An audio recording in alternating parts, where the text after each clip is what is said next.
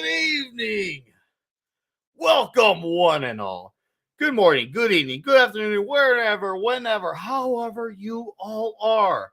It is Clobby's Comic Shop tonight.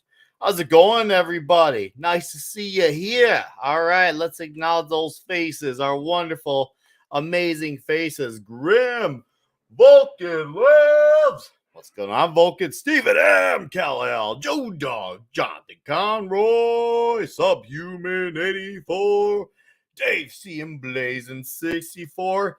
And we should be this time successful with dual streaming on Rumble. We had some issues with Toxic Tuesday earlier this week. I don't know what happened, but I think we're good on Rumble. So if you want to be one of those dual streamers or just be strictly on Rumble, you decide, you have it your way. It doesn't matter to me. I'm a pretty easy guy. I'm pretty negotiable, but I'm just happy you are all here so we can hang out, enjoy some drinks, talk some classic comics, of course, ASM, Spider-Man 73 through 76. And of course, we'll talk about all the craziness with Diamond. I'm affected this week by Diamond. I'm affected this week by Diamond, which we'll get into later in the later acts of the show, but it's been a wild week. And there's some other book coming out too, The Great War Separation. Maybe we'll talk a little sprinkles about that too. But yeah, it's gonna be good tonight. It's gonna be very good tonight. I'm glad that you all could be here early, right away, ready to party. That's what it should be. This is what Friday nights need to be like. You do that just like, oh yeah, Nick's got a thing going. I'm right there. I'm right away. I don't think, I just do. It's like Charlie Sheen. I have one speed, and that's go.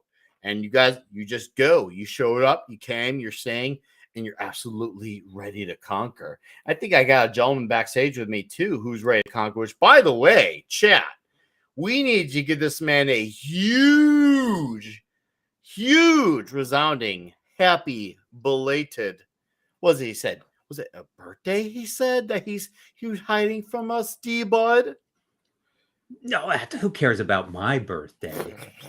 It's much more important that was also Jesse's new child's birthday.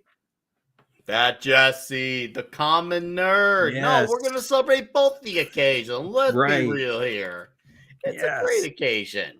So I got myself a birthday present, Yeah. Show it off. You all kind of know about it if you were watching the first of this series of streams, because we talking about the Vulture, and I love the Drago Vulture because it's my favorite comic book is Amazing Spider-Man 49 with the Vulture and Kraven the Hunter. Mm-hmm. So got myself the Vulture. Oh, dude, that is such a killer figure. Oh, dude, that smirk on the face completes it. And the wings look cool too. Oh, the wings are shabby, awesome. But that face though really completes that, man. Oh, I love it. I love it. It's so cool. I mean, look at that wingspan. It looks fantastic. And I'm conflicted with the heads. It's complicated. It has the Drago helmet, but it doesn't have the big grin on his face that the Adrian Toomes one has. So maybe I'll just have to swap them out every once in a while. That's all. Was it really that hard to just make it with the smirk and the helmet? Are we asking for too much, D-Bud? I don't understand. No, I don't think so. Because this face is not Drago's face. It's basically Toomes' face. It's just with the helmet on it. So well, could you put the helmet on this face too? But yeah, I thought you'd all get a kick out of this one. I mean, that just... It's not just a kick. That's a huge kick, man. Huge kick. Come on. Gigantic. Dude, I love it. It's a fantastic figure. It's a beautiful. It's great. D-Bud, you've got my approval. It's a great figure. I knew I like California for a reason. It wasn't just because of beautiful LA. It was D-Bud's Iron Man collection and that Vulture figure. Emphasis on Iron Man collection. And Clobby. Never forget Clobby. And Clobby in the middle. Never forget Clobby. Clobby in the middle. Sweet, sweet Clobby. So I'm gonna get this up in our chat so we can give a little special shout out to Mr. Common Nerd, who yes, he's had another child today. No, 2 days ago. Sorry, 2 days. 2 days ago. Wednesday. Yeah. Yeah, 2 days ago. Right here. Congratulations. Congratulations, Common. You, Mrs. Common Nerd. This is freaking awesome. You are balancing out the equation, and I can hear lots of screeching Klaus Schwabs in the world not happy with you. But to me, if you're making a guy like Klaus Schwab angry, that's a badge of honor in my eyes as far as we're concerned. So well done. You are showing that your fertility is still strong in this circle of dudes on this YouTube corner. What's up, Conan? By Crom. Yeah. Oh man. Okay, let's see here. See if the other dudes. Congratulations, Jesse. No, seriously, he deserves it. He absolutely deserves it. Jesse, Good man. straight okay. All right, so we're just looks like it's going to just be me, you, and the Pablo. Just me, you, and the Pablo. Then okay, cool. So I'm gonna get my drink going. It's gonna be great. So I'm gonna keep a little mellower tonight. A little. It's just gonna be a little margarita type of drink. Sweet, sweet margarita. I like margarita type of drinks. And you know what? I'm gonna fill this cup up halfway. That way, I make this a one and done cup. You hear that pour? Yeah. This is from my buddy's wedding cup too. It's a great glass. It says, "Cheers to love and happiness ever after." My friend's name and his wife's name, because I'm not gonna say their names. March 12th, 2022. So yeah, pretty awesome. Oh, this smells good. Yeah, I'm gonna be buying a bottle of Knob Creek soon. I can't wait to get back into Knob Creek. I was on a hiatus, going back down, revisiting Jim, and what's the other one? God, I can't believe I'm missing the name here. The next level after Jim, not Gentleman Jack, but with the red wax on it. God, why am I forgetting it? Chat, help me here. Why am I Don't look at forgetting me. it? I'm a teetotaler. Yeah. Why am I forgetting this? Maker's Mark. Yeah, Maker's Mark. But I'm like, you know what? I can just there's 5 picoseconds there too. I'm just skip over the Makers and go straight to the creek. Straight. Oh, I like that. Straight to the creek. That sounds good. That sounds real good. I like it. All right. Well, you know what, dude? You know, screw it. Will Pablo show up? But we'll talk some Spider-Man. We got this. Are you ready to talk about some Spider-Man, D-Bud? Sure am. All right. Let me get it up for us. I'm going to do what Gary would have never done, and I'm going to make sure that we successfully get it up. Did you see my thing I posted last night about Gary on Twix? No. Oh, dude, I'm gonna show it off. I didn't get to look quickly. at Twix today. I was busy. Fair. I put it out last night. Let's see here. Oh, right here. So okay, found it. As I get this going, I'll show this to you guys so you can just all have a laugh at this. Okay, right here. It says, "This is huge news. Federal court rules FISA Section 702 backdoor searches unconstitutional." I don't know what you're talking about. Gary consents to this every morning. Right here. Don't believe me? Don't believe me? Right here. They dubbed it unconstitutional, but Gary has an otherwise say in that. Oh, perfect. Oh, dude. Yes, and I finally got to stream with Gary on Monday. Ooh, over at how was that? our friend Brian's, that 70s rock fan. Mm-hmm. He had his Monday show on the movie Top Secret. Mm-hmm.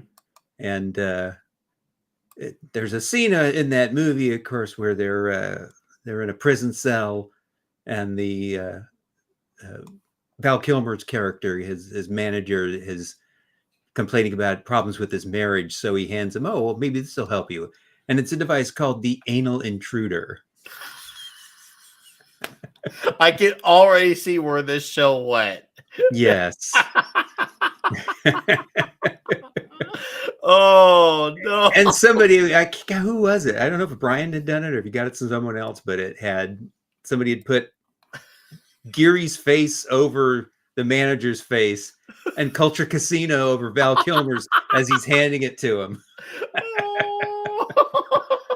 I'm like, oh, I hope Culture saw this too. Oh, if he did it, he now has to soon enough just to know that that happened. Yes. That is freaking amazing. Oh, look who's here. Howdy ho! Oh, You right there, man? Yeah, sorry. I have sounds been like you need a drink. since yesterday. So it has been quite productive, I will say, couple of days, but also I just finished eating. Oh, what'd Yeah, you eat? longaniza tacos. Oh, I had tacos too earlier today. I went to took Nice. my kids out for a local Mexican in the area. I got myself 3 chorizo tacos, and it was delicious. It's quite great. What'd you get? Basically, it's just longaniza that I fried as a whole. Longaniza is this really long sausage. Then I chop it into pieces with some beans, some cheese, and some salad. And basically, that was it. It was quick to make. Supposedly, I actually took longer than I thought. I thought I will be on time and I will have time to read a bit more of Spider-Man, but it is what it is, man. It was really, really tasty, and I have some nachos with some more of that beans and longaniza. So I will be munching on that while we speak. Nice. Yeah, along with the 3 tacos, I also had cheese quesadillas as well. Ooh, Yeah, it was quite delightful. Of course, I had to get a Mexican Coke. I mean, there's no way I was just not going to. It's just like, Yeah. shame on me if I go there and I don't. And I think I feel proud to say that, being a dad now for, let's see here. So Ari's gonna be 12 this year. She and her younger sibling have never had Taco Bell once in their lives. Not once. well, Wait, Uncle so where do you Tom eat? is not happy about that. No, the thing is, where do you eat? I thought Taco Bell is the only franchise that survived the franchise war. Franchise wars, yeah. Well, the franchise war, sure, but we don't go to any of the. We don't go. We don't do the franchise as far as You go for the we rat don't even burger? do Chipotle. We don't even go Chipotle either. I mean, yeah, they're better, but that's like they're basically the lesser 2 evils. Ultimately, is all that they are. So it's like, yeah, sure, it's fine. ... For Chipotle, but we've been to tons of local Mexican restaurants, and we got 7 in our small town. So I'm in a town that's got around 40,000. We have 7 or 8 local Mexican restaurants. Not a bad problem to have. Not a bad problem. It's something that, it's like I like that we have this many. Many small towns, suburban towns are lucky to have 1 or 2. We got about 8. It's great. Nice. And I've ate at all of them. I've had all of them. So it's just endless delight. So The good we had a great question time. there What's will up? be, which one is the hottest? I can't say the name of the place. I'll have to tell you privately which one's got the hottest. I'll have to tell you that privately. Okay, I got it. Yeah. I see on the Rumble side, Emblazing is dual streaming over there, and Madhouse Retro is over there. He's a Dolph Lundgren member. What's up, Mr. Madhouse Retro? How you doing, dude? Nice to see you here. All right. Well, gentlemen, let's talk about the amazing Spider-Man number 73 with Man Mountain Marco. That's a name. I know. You want to talk about a obscure Z-lister's character, Man Mountain Marco is it. Hey, it's Dave C. What's up, Dave? How you doing, man? Dude, D-Bud, you get to be the lead off with this wild issue. You really want this guy's action figure now, don't you, Nick? Yeah, yes, I do. I bet you thought about Nick no needs a toy to vulture. set this issue. This is an action figure. True. The vulture is nice, I gotta say. Yeah, this Man Mountain Marco. He's in this. It's kind of the first time you see him, of course, and he's a very, very big man, and he's still human. So it's surprising that he's able to tackle Spider-Man like he does, because he's not super powered, really. Mm-hmm. He's more like kind of like the Ox from the Enforcers. Mm-hmm. Yes. So I guess later on they did sort of say, "Oh, he had steroids and all this other stuff," but at the time he's just an incredibly strong human. Mm-hmm. And they do kind of explain a little later on why it is that Spidey has a little bit of problem fighting him in this. But boy, he does fight him. This is half this book is them fighting. Yeah. Which is, it's actually all these books, there's a lot of action in the books we're covering tonight. Mm-hmm. It's just a lot. Very action oriented. Yeah. You may as well should call it Action Comics. Yeah. Yeah. Mm-hmm. I mean, there's not a lot of other stuff in these. You got a little bit here at the beginning where Spidey kind of pops in on Captain Stacy and says, "Hey, where's that? Where do you think the Shocker hid the tablet? Because I got him. I got to get it so that I can kind of clear my name and show, hey, I didn't steal it here." Well, basically, it was on some hooker's cranny. A stripper's cranny. Exotic dancer's dancer. There you go. Yeah. Mm-hmm. The Shocker's ex-girlfriend, who Captain Stacy mentions. Oh yeah, she bailed him out a couple times. And Spidey's just swinging around in the area where he kind of told her she hung out, and Spider Sense goes off, and it's like, yeah, this gal's apartment is just being trashed. Get back here, Shocker! Shocker! You can't escape me!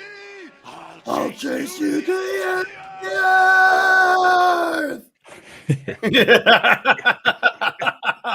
Yeah, you did have to work that in, yeah. I had to. Must. You gotta say, that clip is a shocker. Oh, wow. How has no one said that one sooner? I think more of the Steel Panther song about that, but anyway. Ooh. Ooh. Nice.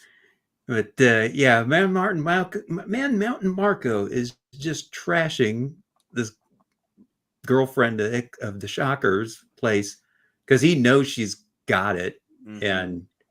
And Spidey pops in, and they wind up having, I mean, it's a pretty good fight because he's kind of like, Spidey's trying to protect the girl. He's at the same time he's got to deal with this guy, and Marco's just going all out. I mean, he's supposed to be, a big enforcer for the Maggia. Mm-hmm. He's with the Maggia, and he's trying to get that tablet for them. He's not somebody working for the Kingpin at all. He's working with this is the other crime family here in Marvel's New York. And yeah, this guy doesn't pull any punches. I mean, he's going all out on Spidey, and Spidey's kind of not expecting that. The guy's, like I said, he's probably like Ox level strength, but he's just going all out. He's a Paul Bunyan type, basically. Yeah, and so it's just kind of taking him a little by surprise because he's not used to someone even the size of this guy to give him any problems. Mm-hmm. And he's also trying he doesn't want the girl to be hurt, and he's trying to get the tablet too, on top of everything else. So, Mm-hmm. so he's got all these other things going on with dealing with this guy. But yeah, it's just a lot of action in this.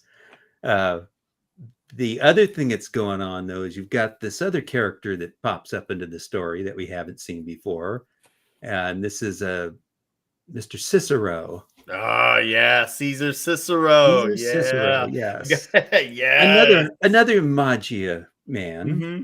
and he's kind of and there's yet another one which is Silvermane, and Silvermane is very old, very wrinkled, but he's like the boss, the Magia boss. Mm-hmm. And Cicero is a younger guy, but he's definitely bucking for Silvermane's job. He's like just kind of waiting for him to die because I'm going to take over. And so he's gone and bailed Wilson, who was the Kingpin's guy that was helping him with the tablet, trying to decipher it. And he bails, and Cicero bails Wilson out of jail and brings him over to Silvermane. Say, hey, I've got this guy for you. And Silvermane's go, yeah, I know why you brought him here. You're trying to show off, and you're just waiting for me to die. He knows what's going on. But you know, if I was what I could take on Mountain Marco myself if I was, you know, his age. So they, you know, there's a lot of setup there of what's going on with the Magia, because there's Silvermane who's trying to find out what the tablet has. He has an idea of what it is, but you don't know in this story what it is. And Cicero's he's just doing what he's doing to kind of dig at him and show how, oh, look at all the stuff I can do. And I'm showing that he's bucking for that headman job. He's just waiting for Silvermane to get out of the way. And so the other thing he's done is not only did he bail Wilson out and get Marco to get the tablet, but he's also kidnapped someone.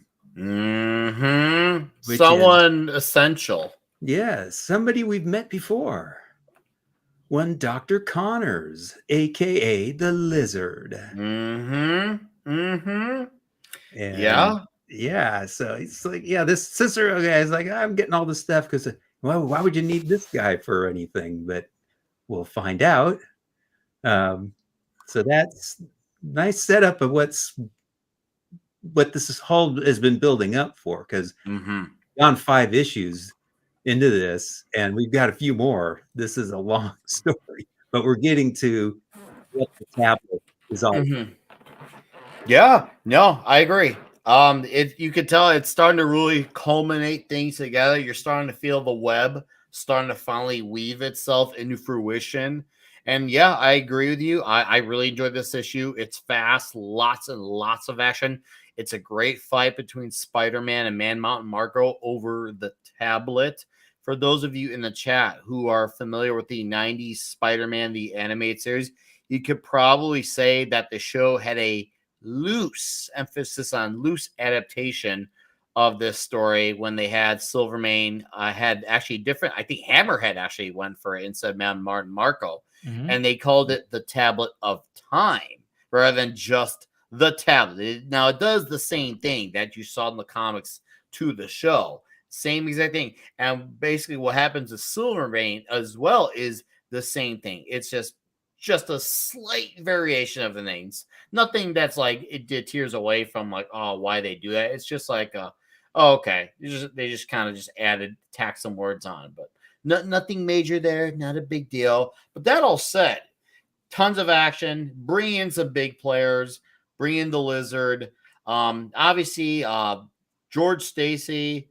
You could tell this guy is a really sharp man, not just because, you know, he works in the law, but he's a different guy. He's built differently. And because he's built differently, he's figuring something out. He's making some connections, and he is connecting some dots with the whole Spider-Man mystery. Even though he doesn't like that he broke in his house, he forgave him because it ended up being beneficial to his sources. Now, that all said, on top of the action and everything that you stated, D-Bud, I want to highlight actually my personal favorite thing about this issue. Saying a lot because this issue, for me, even though it wasn't always about the story, it was about the action. I feel like this was really essential because we highlighted a few weeks ago, maybe it's 2 episodes ago, when we were talking about the protests with Robbie. Yep. Yeah. But there's a really important scene here. I'm going to bring Yes, it there down is. here Yep. around page 9 or 10, where Robbie and his son have a conversation about Jonah. And it gets Who's out really of the heated. hospital. It gets really heated, and they're arguing. And what's it called? Here's right here. His son is like, see, that's what I mean, Dad. Why should you have to take all that bull from a racist like him? And Robbie said, and that's what I mean, son. You've got a good brain. Use it. Jameson is no more, keywords, no more a racist than little Eva. He's a big, blundering blowhard with a hang up about Spider-Man. But just because he's white, it doesn't make him a racist. We'll never get anywhere till we recognize who our real enemies are. Yep. Wow. Imagine that. Well, You know, Robbie- you can be an asshole or a jerk or a douchebag, fucktard, and you can just be one of those things. Sometimes a mixture of some, and in some cases all the above. But just because you're all those things doesn't mean you're an ist or a phobe or an ism too. Sometimes you'll have some, but it shows you Robbie understands, hey, son, this is not the way. And it shows you, yeah, there was this youthful problem way back when, but it's good thing that his son had a good father to correct him and put him in his place about this. I guess you could say that's a subtle, this is why we need fathers in the home. Probably wasn't meant as an intention, probably just done for a story, but could you see it that way as far as an observation point? Yes, absolutely. You sound like you want to say son, Pablo. Yeah. Take it. Robbie is basically the voice of reason in a lot of this. Mm-hmm. And is but for Jay Jonah because he's the one that keeps the Daily Bugle working as a newspaper and not as a tabloid. Mm-hmm. He is the one that takes care that at least some truth goes into the news, that is not all about Jay Jonah's ego. And he's also in this, at least in this story, a good voice of reason for his son. He's trying to teach him that yes, maybe the guy is an asshole, but it's about optics. Somebody can be an asshole with you, and it's not about your appearance or your race or whatever. Maybe they are just an asshole. And that's important to know. That's important to keep in mind that maybe the person that you think hates you because of some special characteristic just hates everybody. And that's it. And yeah, Robbie. For one person in particular. Exactly. Oh, yeah. Especially just one person in particular. We've seen how Jonah is a blowhard with everyone else, but he still has at least measures of respect for some of them. But Spider-Man is his, let's just say Spider-Man that's his trump. He obsesses over him. He lives in his head rent-free. That is guy he can't live without. Yeah, it works perfectly because of the kind of character that Jay Jonah is. If you had a more intellectual kind of character heading the Daily Bugle, even if it's against Spider-Man, you cannot really have a Robbie, a man that actually thinks and acts accordingly to reason, because it will be too difficult to mix the two together. But since Jay Jonah is just an airhead, let's be honest, he is just thinking about how to get money and how to get the Spider-Man. That's everything he. Well, he's not entirely an airhead though, because he's got Robbie. Yeah, exactly. He trusts him to do stuff, because even though he's mad at him for putting this stuff out that says, "Oh, Spider-Man's, what are you doing putting this stuff about him being a hero?" Robbie doesn't back down. Says, "Hey, if you just want to put trash in the paper then you'll have to get yourself another editor. And that's And what does Jonah do? I accept your apology. Yeah, that's good business. He's like, And he kind of backs down, but he doesn't, he doesn't verbally back down, but he does, because he's like, hey, I can't lose this guy. He's too good. yeah, when So you're he's running got a company, good guy working for him, and he knows it. So he's Exactly. not that stupid. Not you will see along every company that you research that normally the guy that is in the head is not the smartest one. Let's go directly to Elon Musk. He is not the smartest guy in any room. He's not stupid, but he is No, not the smartest guy in the room. of course. But he's surrounded by smarter people than him by choice. He hired them, and that's why his business goes so well, especially SpaceX and such. If they were doing the rockets in the shape that he wants, in the way that he wants, trust me, those things will just go and plummet into the ground without ever trying to fly. But he gets good scientists, he gets lectured by them, and when he goes into an interview, he says a bit of what the scientists lecture him about. And you think, well, this guy knows about rockets. No, he knows shit about rockets, but he knows how to get people that knows about rockets. He gets Right. people that knows about a lot of stuff, and that's the forte of any good businessman. A businessman, you need to have the charisma to actually interact with the people, to get the money, to get the funding, to get the attention from the media, and you need to have people that are smart enough to basically tell you to shut up and do their own thing. Those are the people that will make you the money, so you keep them close. That's it. Yeah, I agree. Absolutely agree. You get the right people working for you, and you don't have to be the best. You don't have to be better than the people working for you. You just have to have the best people working for you. Yeah, exactly. Yeah, And and that's what Jonah has with. He's got Robbie, and he's got some photographer who takes fantastic pictures. Now he might screw him when he pays him, but he's got him working for him. Yeah. And he never let Parker loose. If you have seen, even in the movies, they had that line, Parker, you're fired. Come here. Oh, love that You're fired. line. You're on fire. Because he knows that Parker is actually a good asset. He's prone to rage. He's prone to these feats of this demonstration of his bravado. But when he has that moment of who do I need for the job, he gets the best. And Parker is the best. Robbie is the best. Everybody in the Bugle is the best that can tolerate being low pay, mistreated. But he just low pays them enough to make some extra cash. He don't pays them so little that they need to get another job. So he's a smart man. He knows keep them fed. Just don't get them hopes for anything else. Keep them fed, but keep them hungry. Yeah, exactly. Yeah. They're not starving, but it's a motivator. Yeah. Is the whole mechanic of the Daily Bugle could be an interesting study on itself, because everybody in the Daily Bugle works in quite an interesting way to make it actually a profitable business. By the way, I have something to say about the panel where Peter has the photo of Gwen Stacy. Gwen Stacy knows how to mark her territory. She's like, yeah, she at this doesn't want time, some redhead sniffing around there. So yeah. A photograph of that size on this era was like $20, and you hear $20 is nothing right now, right?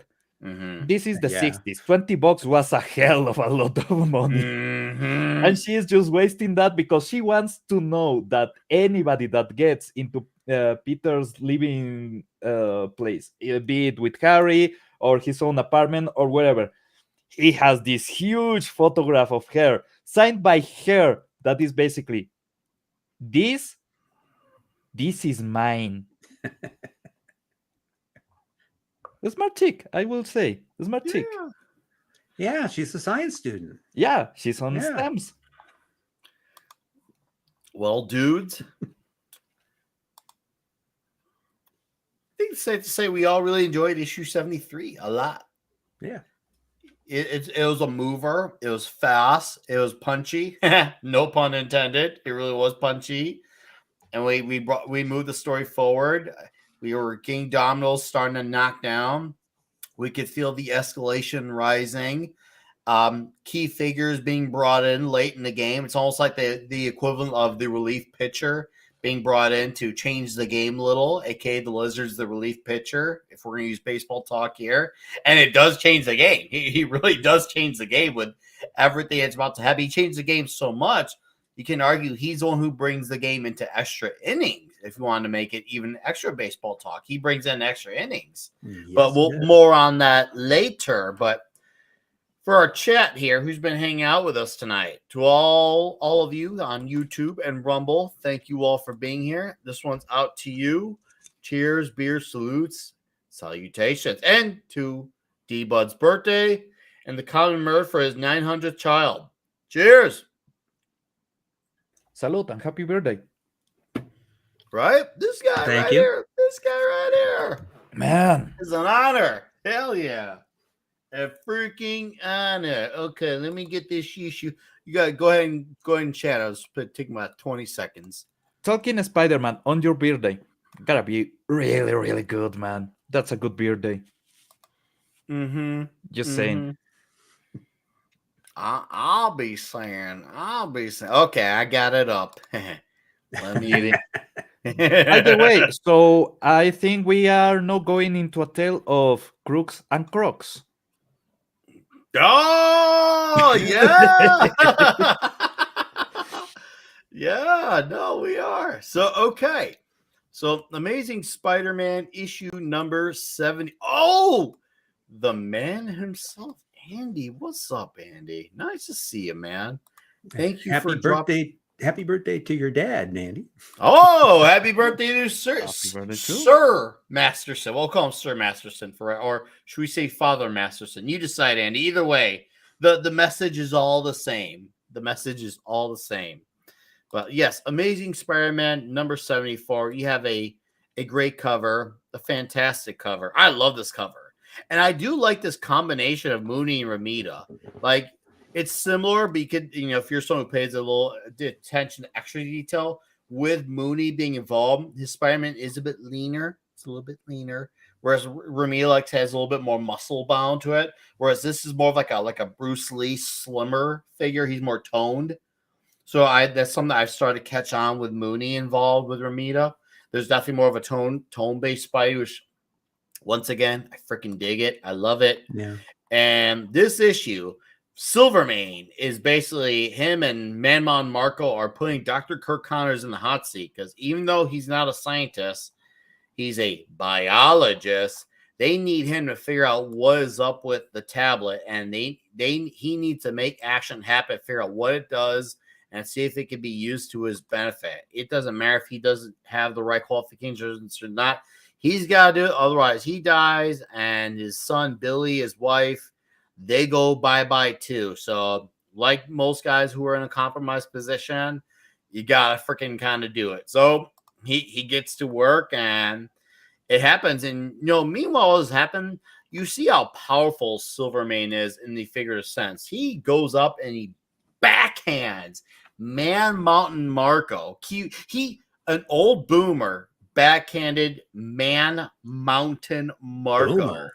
Oh, he's not even a boomer. He's older than a boomer. True. Yeah, he's a freaking he's basically he's Joe Biden times like 900. Yeah. And yet Man Mountain Marco looked like he had like a look of shame after he got backhanded by Silvermane at that age. This isn't a Silvermane in his prime. This is a Silvermane who is less functional than the other guy. We'll just say the other guy. So Basically, turn this into a Well, political. he's the boss Yeah. man. Yeah, he is the boss. Oh, he's the boss man. He's got a godfather sense. It's clear he comes from a place of class. He has respect, and he still has the power, even if it's not like no literal, and it doesn't have the physical strength.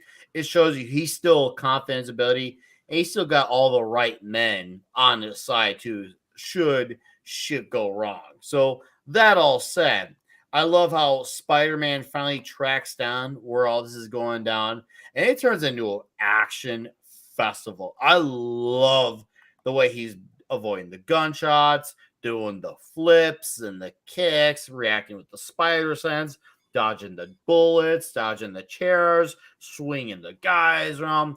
Dude, it is just wowzers every page. Once again, like the previous issue, it's just another like fast-paced pedal to the metal type of issue. I freaking love it. Once again, in this one, I'd say arguably slightly less happens in this one, but at the same time, a lot does. In terms of movement, a lot does, but in terms of the overall story progression, it's just once again moving the story along. But even though it's fast, you could forgive that it's not as story moving because of how fast it moves. So you're totally fine and forgiving with it. But there's one big takeaway I have from this issue that I freaking died at. And I think D-Bud and Pablo know what I'm alluding to. It is Harry Osborn with a freaking Fu Manchu looking like the damn Mandarin, but with Osborn. This was a wild time. Hairdo and beards were really interesting. They had him back then. Yep. And yeah, he's been hiding out even just to grow this. So and you'll find out next issue why. It took 2 issues for him to grow a beard, to grow a stash. Facial hair grows really slow if you think about it. It takes a couple Not if you're of Culture months. Casino. Yeah, this guy basically got a Dirty Sanchez and went out to the street. I have no other explanation. So I freaking died. And the fact that Harry's like leaning on this, yeah, this is the look. Like MJ digs this about me. This is why she likes me. It's all about the Fu Manchu, Peter. You need to get hip. You need to get with it. You need to get with the times. And as that's going on, Silvermane has his potion done, made for him by Connors. And well, like every villain with a ego, and the ego the size of, let's just say, China, he just goes for it, doesn't ask questions. He's just going for it, and it kind of has to because of his age. Yeah, and that's true too. And his infirmity, yeah, he's getting weak, so he's like, I could die any day now. Just I got remember, nothing to lose type of shit. He's got yeah, go ahead, Pablo. Yeah, Silvermane was the one that changed the diapers for Mumbra Ever Living. Yes. And boom, we got a young Silvermane on these pages. And boy, oh boy, it is about to get real. And Man Mountain Marco looks startled by it because he had no idea that he was going to be drinking a potion that would make him younger. Don't you think that Dr. Connor's ear looks a bit green? Yeah, it does look a bit. It's because he's been trying to hold his lizard-like tendencies in because he's in a situation that's, let's just say, it's making him awfully very testy. And he knows he has to fight it. He has to keep thinking about his family. And that gets a little tougher every time because every time he becomes the lizard, he becomes a little bit more lizard-like in terms of his rage, his strength, his anger. He knows he has a lesser chance of coming back as Kirk Connors each time he transforms. So it's hard for him to come back each time. So he is a lot more cautious of his situation, especially considering he's in a position that could be a matter of life and death, whether it's for him and or his family. But all that aside, Silvermane got the tablet. He realizes it's a fountain of youth type of thing, and who knows where this can go? Unless you've read Yes, this you've read it. or watched Spider-Man the Animated Series season 2. You know where this is gonna go. Pablo, thoughts on this one? Look, first of all, we know what the tablet was. It was an ancient tea recipe. They just needed somebody to read it. It was on a kind of Hillary Clinton like language. So they needed somebody that is also a lizard. It had been covered in bleach. Yeah, dude. No, the fact that you get so many things happening at the same time in the same issue, and Mhm. everything is just converging into this moment of the reveal of what does the tablet does. Because we have been what 8 issues waiting to know what the tablet does, and they keep adding more and adding more mystery. Obviously Dr. Connors is not the kind of guy that will know what to do exactly with this. He goes into a compound in the series, into a substance, a chemical. In the TV series, it was a laser, if I remember correctly, that rejuvenates you. It goes either way. It just works. The lizard or Dr. Connors is just buying time to see if he gets a way to either save his family, do something about the situation, or maybe even wait for Spider-Man to do something. And Spider-Man does try something. It's just, well, the magic is well prepared. They are not just run of the mill shocker kind of characters that trying to fight Spider-Man head on. They have tricks everywhere. They have bombs and detonators everywhere, so they can try to get the Spider-Man in the moment that he least expected. Luckily, this time was not even his spider sense that warns him. It was just he knows that shit's going down and he just steps back before going through the door, and that saves his life. So it's a close call. No, we know that Dr. Connor's family is still in danger. Everything is moving on, and after the reveal of, yeah, Silvermane just becoming younger and becoming this really strong guy, and Monte Marco is just like, the fuck. Well, you get this nice cliffhanger that at that era they have been getting us a cliffhanger on every single issue for the last 12 issues more, Just about, because yeah. yeah, Captain Stacy being captured and everything. I will say 16 issues at this point. It's like a movie serial. Yeah, it's great. Yeah. The pacing The is great. Perils of Peter. No, it is. It's good.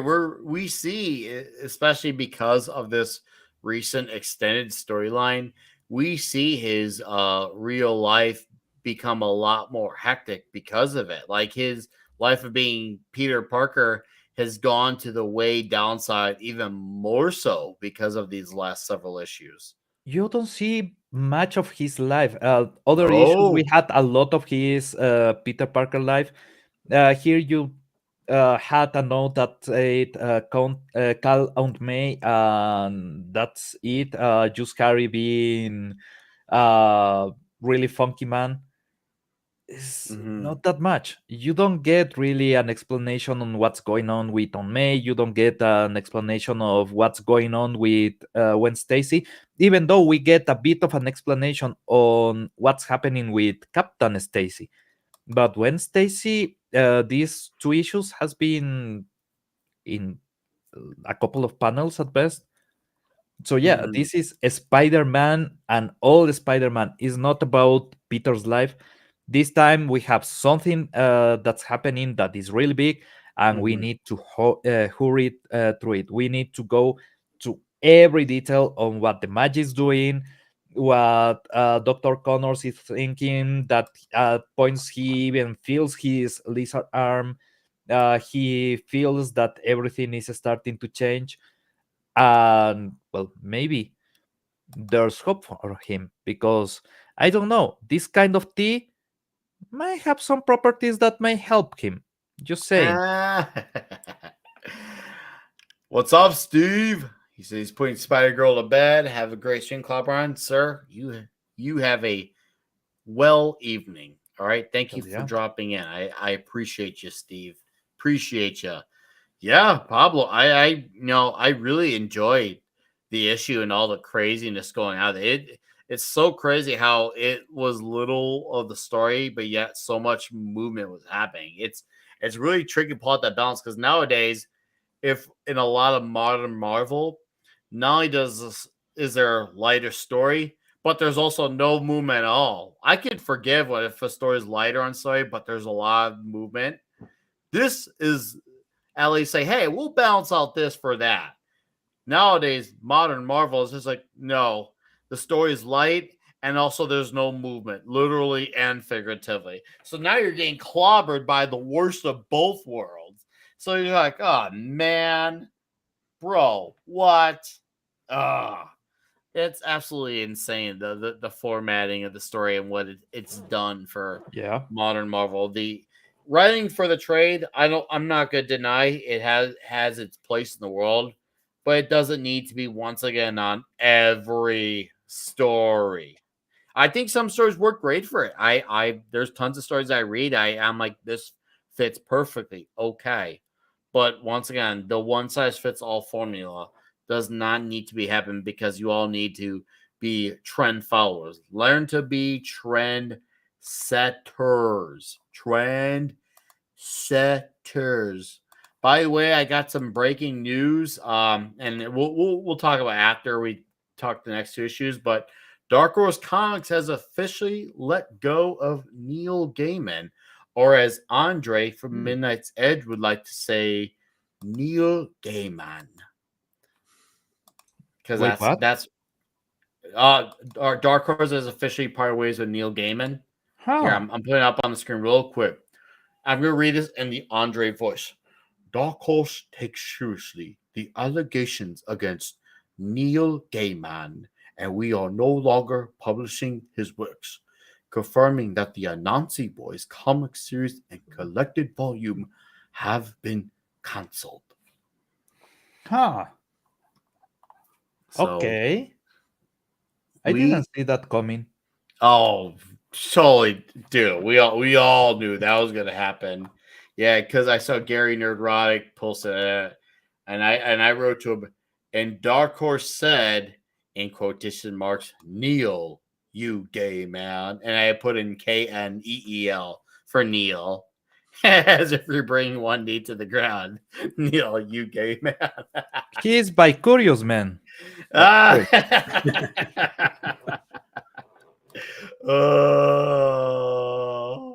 Well, if Condiment King had butter, he'd be that. I was eating. I almost choked. Oh, dude.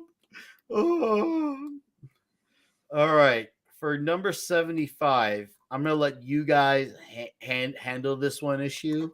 But I just want to say, before you do take away, I just want to say, once upon a time when an issue hit 75, it was just part of a story. It didn't need to be an anniversary issue like number 50 or 100. Like, come on, guys. Not every 25 issues needs to be an anniversary. This is just the next issue in the story. Imagine doing that. Come on, guys. Just imagine it. It doesn't need to be an anniversary issue. It just moves the story along. So, anyways, D-Bud, you get to start off with the Amazing Spider-Man number 75. This was a story that always stuck with me as far as what happens. There's a couple other ones I can think of that I just can't forget what happens to the character in it. But yeah, this was one that stuck with me. You've got Silvermane has drunk this fountain of youth formula, and he's just reveling in it. He's like, yes, I'm not a decrepit old man that falls upstairs. Like, who knows how many doing that. He's looks like he's maybe 50 at the beginning of this, and maybe in his 50s, but already he's virile and strong again. He's actually able to slap around Marco, and of course Cicero comes in on all this, and he's like, oh, what the hell. That kind of blows his little thing, so he sets them out each other. So, Marco, that's not really him. Come on, that can't really be Silvermane. This is some imposter. Take him out. And he just gets them fighting each other. And you saw what Marco did to Spider-Man and all. It's like Silvermane's whipping him. It's like, no, I mean, I'm the boss, and he's beating on him, and Marco's looking at him. It's like, I can actually see you getting younger as we're fighting. He's like, what, you are Silvermane. He figures it out from just his attitude, the way he's beating him. But as he's seeing, he's holding him and stuff. I can see you getting younger in front of my eyes, which is kind of creeping him out. And it's Spider-Man comes into it, and he's seeing it too, and he starts fighting with Silvermane himself, and Silvermane's kind of doing the same thing that Marco was. He's actually giving Spidey a little bit of a time. Not really beating him, but enough that he's like, wow, I mean, this guy's crazy.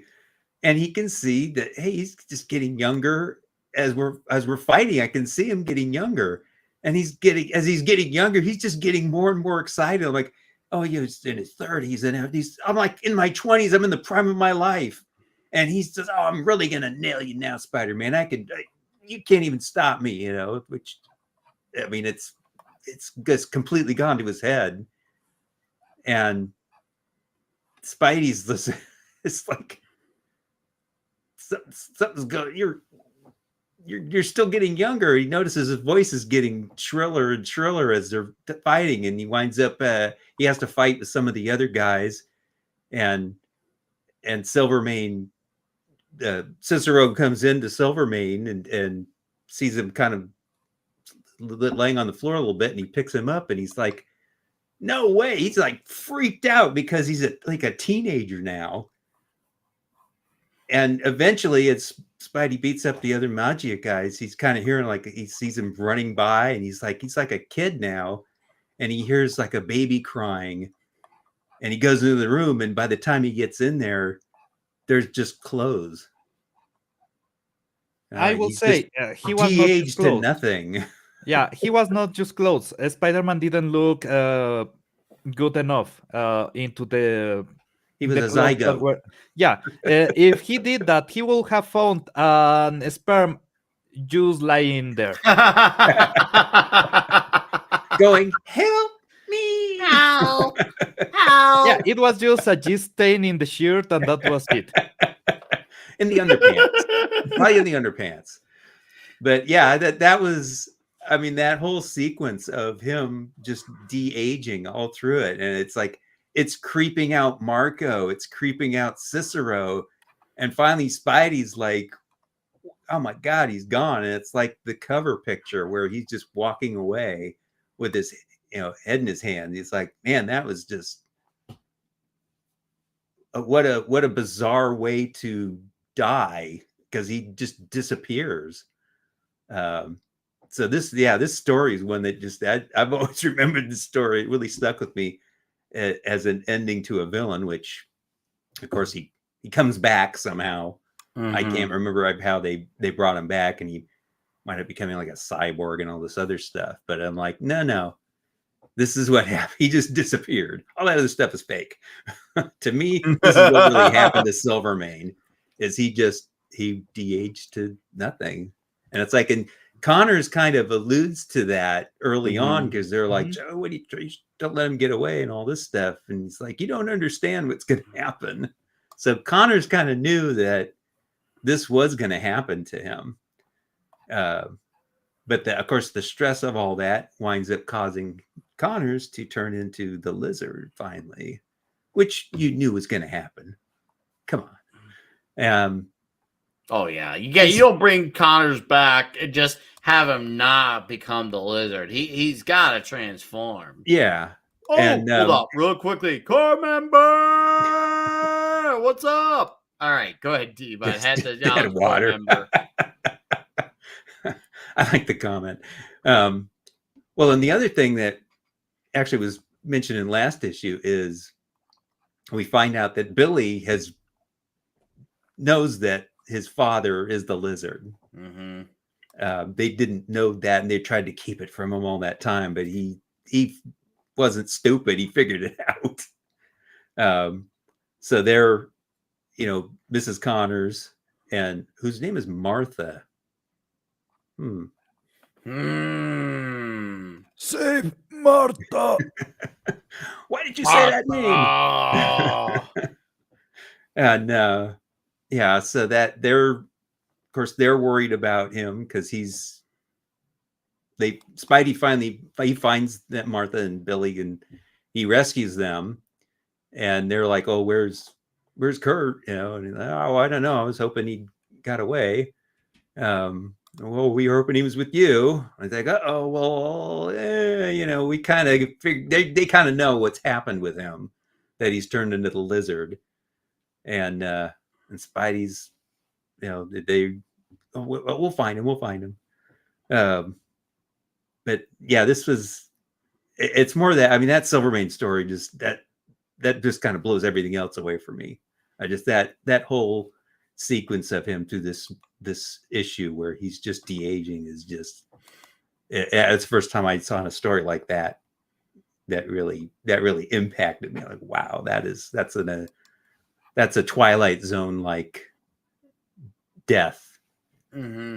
And I mean, here these panels here, he's down to his 20s at this point, and he's just reveling in it. He just thinks, oh, this is the greatest thing. This was so perfect. Younger than I was 10 minutes ago. Yeah. Now I'm at my peak. Works. Yes, I'm younger, I'm healthier, I'm more alive and powerful than ever. And he's like, yeah, I can beat Spider-Man. And he just, you can't beat me. I'm all powerful now. Finally, I'm younger. My prostate is the right size. Hey, oh, damn. You won't joke about that when you get to be my age. Dude, I'm almost 40. I feel everything going down. I know exactly what you mean. Oh, it doesn't go down, it goes out.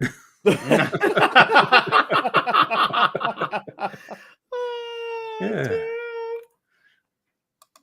You ask Chato about that too.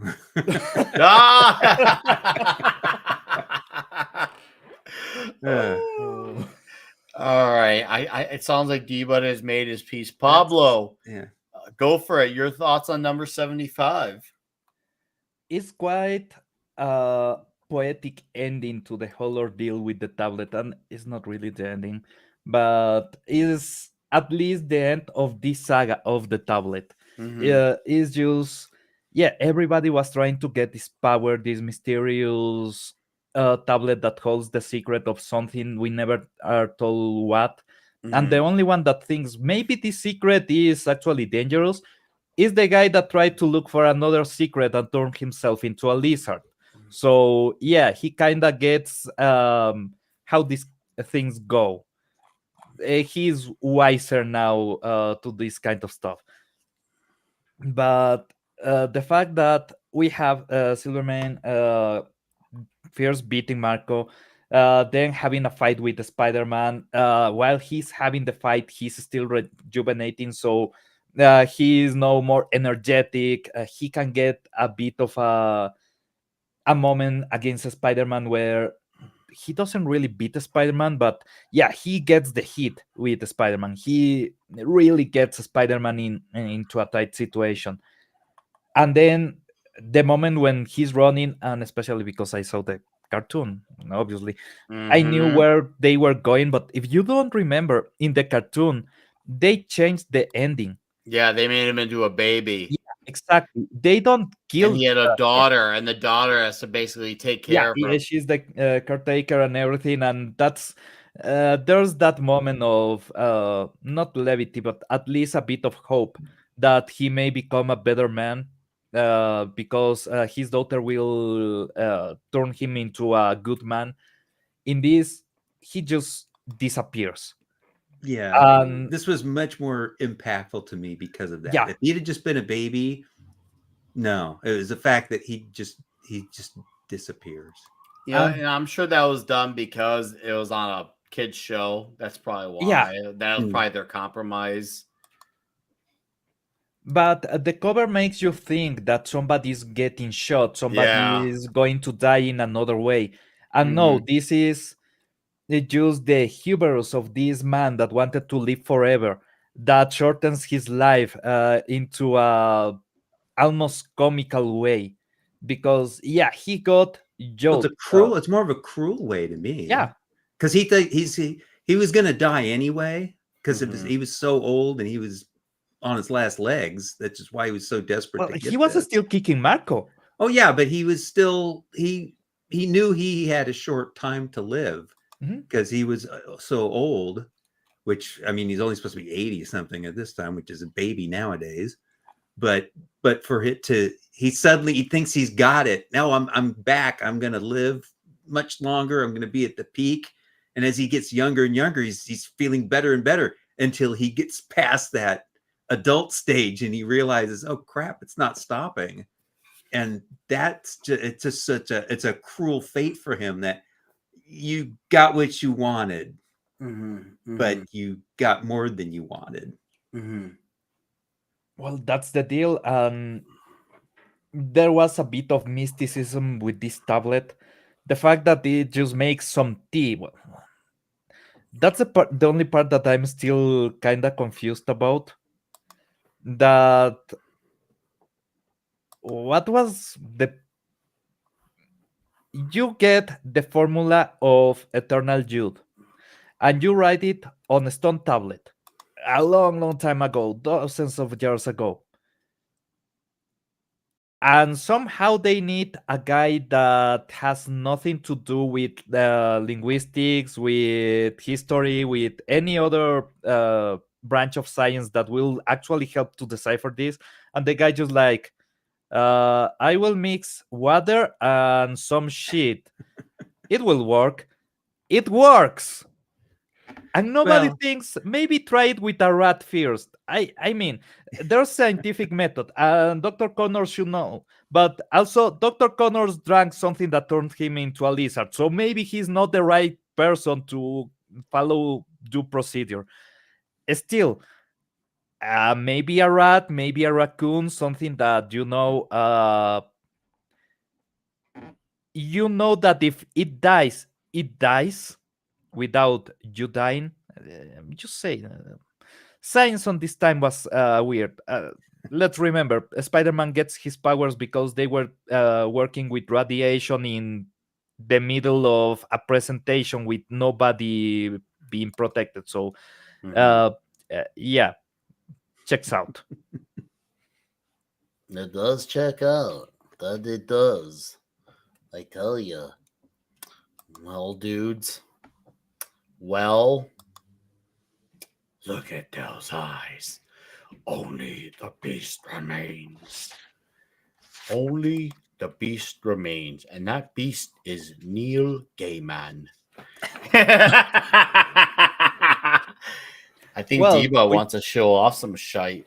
between that and oh, Oh, our nice. next issue, our last oh for the yeah. Oh, Let me. evening. I'm embiggening you.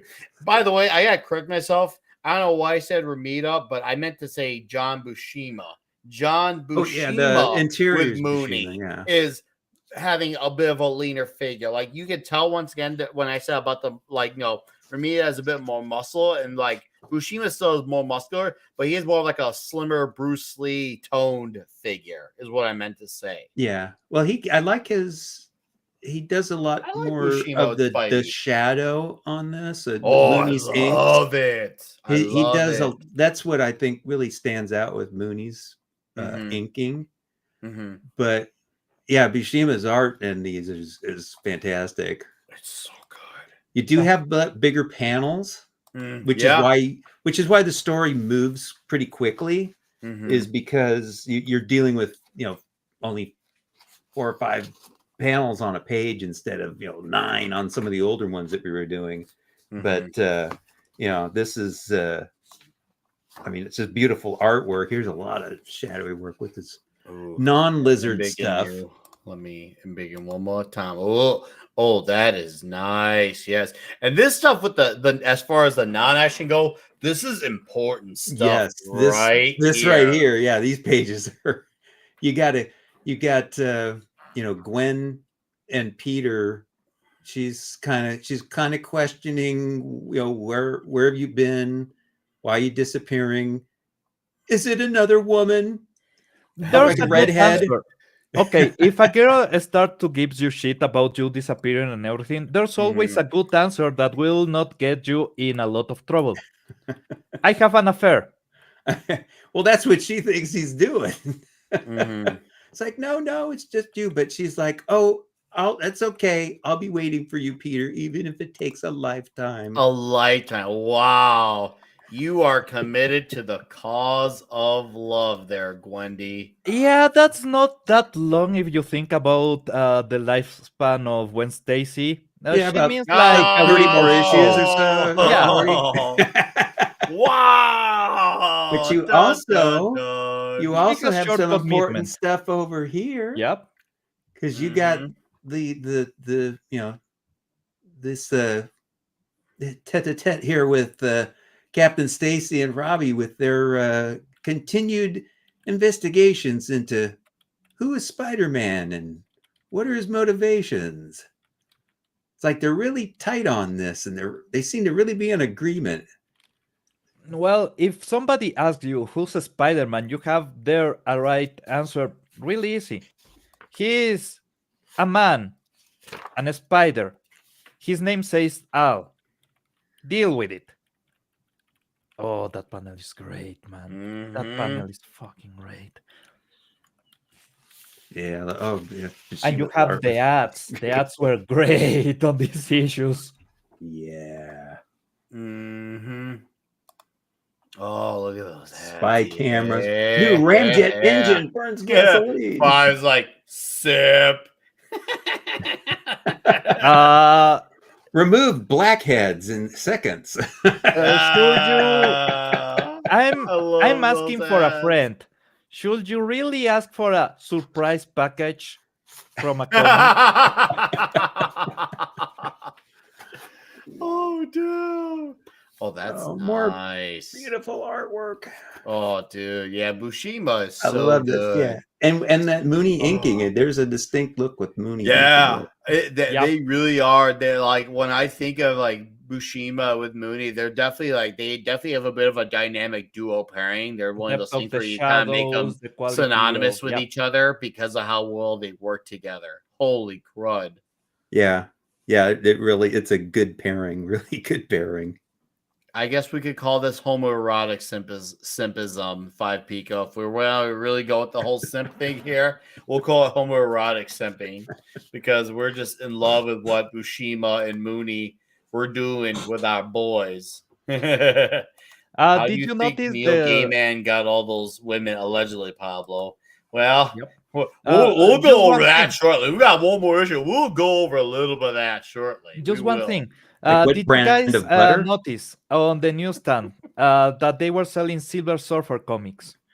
Yes. And who was the artist on the Silver Surfer? Yeah. John Buscema.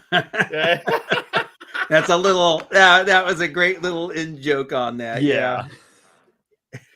I had a big kick out of that. I had such a huge kick out of that. But gents, let's finish this off strong. Yeah, there's exactly. There it is. Oh, there it is. Yeah. Okay. There it is. Yes. And there's Harry's Fu Manchu still. Oh, hey, it may not turn you on, but it drives Mary Jane mad. Eat that, Peter. Which is, we know exactly why he grew it there, right It there. tickles where it counts. Well, that's Wow. this is where they kind of indicate that they are dating Harry Oh, and yeah. Mary Jane at this point for sure. You're an yeah. item. Yeah. Did we just turn this into a comic version of Toxic Tuesday for 5 minutes? I think we kind of did. I think we kind of just did a little bit.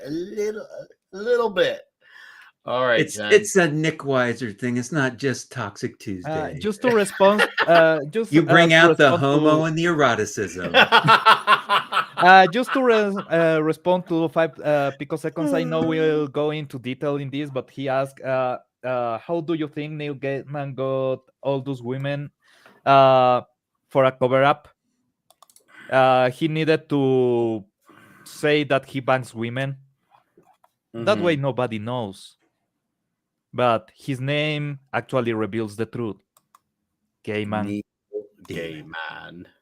I thought you were going to say, how did he get all those women? He got them buttered up. Oh, Cosby style? Oh, damn. Wow. We have really gone there. Woo. I love you. Just guys. imagine if Gary was here too. Oh, I know. We already let everyone know about that his back door being open was not unconstitutional.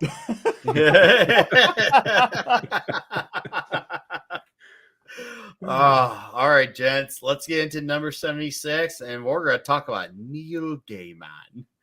And also, I'm going to talk about my how I was affected by that, which will only take like 5 minutes too. So we'll do that, and then we'll get into the gay man. Okay, number 76, gents. Let's finish this off. We're going to finish this off strong. It's going to be great. We'll start off with this memorable cover here.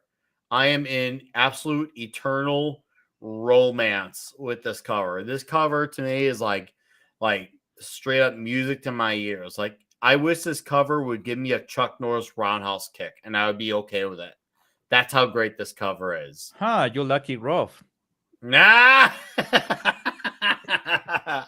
Hey, if I'm gonna get hit, I might as well like be shooting up daisies, as they said back in like 1950. So here we are shooting up daisies. That was great by Neil Gaiman. Oh, right here. Yeah. By the way, here's that cover I was mentioning. I forgot to share it up on the screen, but yes, The Amazing Spider-Man number 76.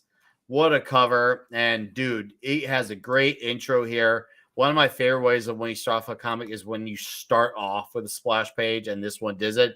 The lizard lives. And right off the back, this issue to me, it packs it all. It's got, obviously, on top of the greater culmination of the story, but you got a great arc with the pairing of Bushima and Mooney. But you also got the great supervillain monologue. You got the stakes being held between Billy and Martha Connors, worried about if Dr. Connors will come back home. If so, please make sure he doesn't die. You have also Spider-Man needing to find a lizard who's far more advanced and not as gullible as he was before. You also have, once again, the Silver Surfer issue going on. We have George Stacy, as we mentioned a little lightly. He's a lot more on to Peter more than ever this issue.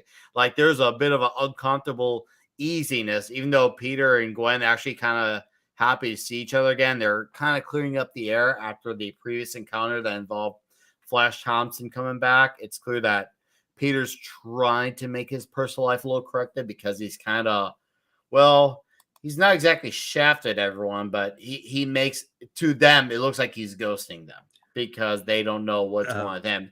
There's a wild Tom Connors in the chat. Tom! Oh, dude, yeah. Dude, we're going to talk about that in like 5 minutes. Yeah. What's up, Tom? Let me know if you want a link. You come on in, but we're going to be talking about this issue, and then we're going to get into, as I said, I actually read this entire press release earlier from Dark Horse in Andre's voice. I know I'll do it for you just again.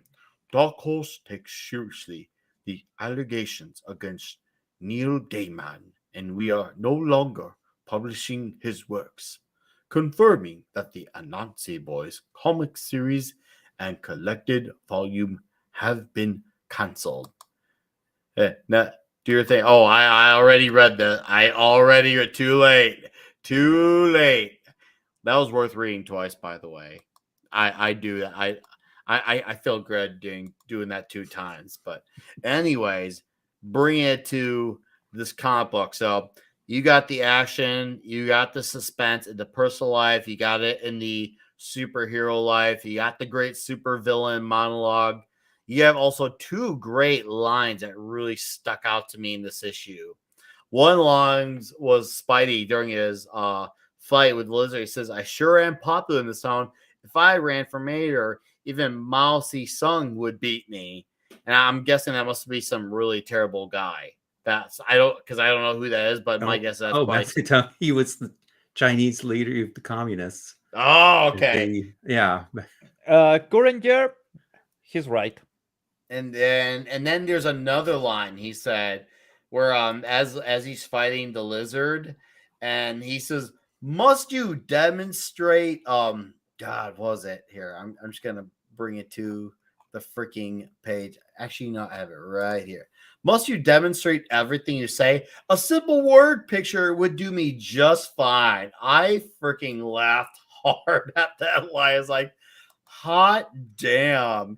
Spider-Man is taking his quips to another level, even though his fight against the Lizard is a lot more serious than ever because Lizard remembers exactly what happened from before, and he's a lot more pissed because he hasn't forgotten. And I think that's definitely amplified why he's so much more closer to his state of mind being full Lizard and less Connors in his mind. I said less Connors. We're talking about Doc Connors and not Tom Connors. Oh man, I freaking loved what this is going in. Man, Lizard, he gives Spider-Man a run for his money, and I'll tell you what though, Spider-Man still does his best. He really realized, even though this guy's a lot more stronger and sharper than what he was before, he still gives it his all. And he keeps fighting to the bitter end. And just when you could think, I'll play possum and make it be the bitter end, well, along comes my 3rd favorite Marvel hero of all time, Mr. Johnny Storm, the Human Torch. And you want to talk about a stand-up and cheer moment in the movies I had, even though Johnny's timing, for me as a fan, it's great, but for Spider-Man, it was bad timing because he was meant to try to get away from this guy because he's kind of hurt from fighting the Lizard. Now, Human Torch, though he had good meaning to help him live, he just brought him right back to the fight he just left off at. So basically, they're kind of all fucked now. Well, and on top of that, he knows the Torch is going to go all out against the Lizard. Oh, not knowing that he's Dr. Connors. Yeah, so that's the big rub for him is like, and I got to stop it from hurting the Lizard. That's part of why Spider-Man is losing the fight, if you think about it. Yeah, He's it calling absolutely his punches. contributes to it. He has to take hits just so he can make sure he doesn't give it his all. Yeah, absolutely. Because I think that's made it. Go yeah, ahead. he promised early in the story here. He says, "Oh, I'm going to make sure he doesn't get harmed." So he's already promised his wife and son that he's not going to hurt him. Mm-hmm. So he's already kind of tied his own hands. Yeah, he's stuck now in the situation where he's damned if he does, damned if he doesn't. Human Torch is here. In any other scenario, this should be the best possible outcome. But because of who Human Torch is, not knowing who the Lizard is, and because he was trying to get away from him, what could go right about all this is also going wrong. So I have a question. Great for the reader, bad for the characters, and a hell of an ending to this damn issue. I can't wait to finish this storyline next freaking week. This issue is a grand slam for me. I freaking love this. It got me. I have a question. Okay, I have a linguistic question. Yes. With Spider-Man, should you say he tied his hands or he wept his hands? No, yeah, Hey, he at does least he have a way didn't of butter wrapping any it of its up. body parts. Indeed. Ah. Well, I guess butter is better than baby oil.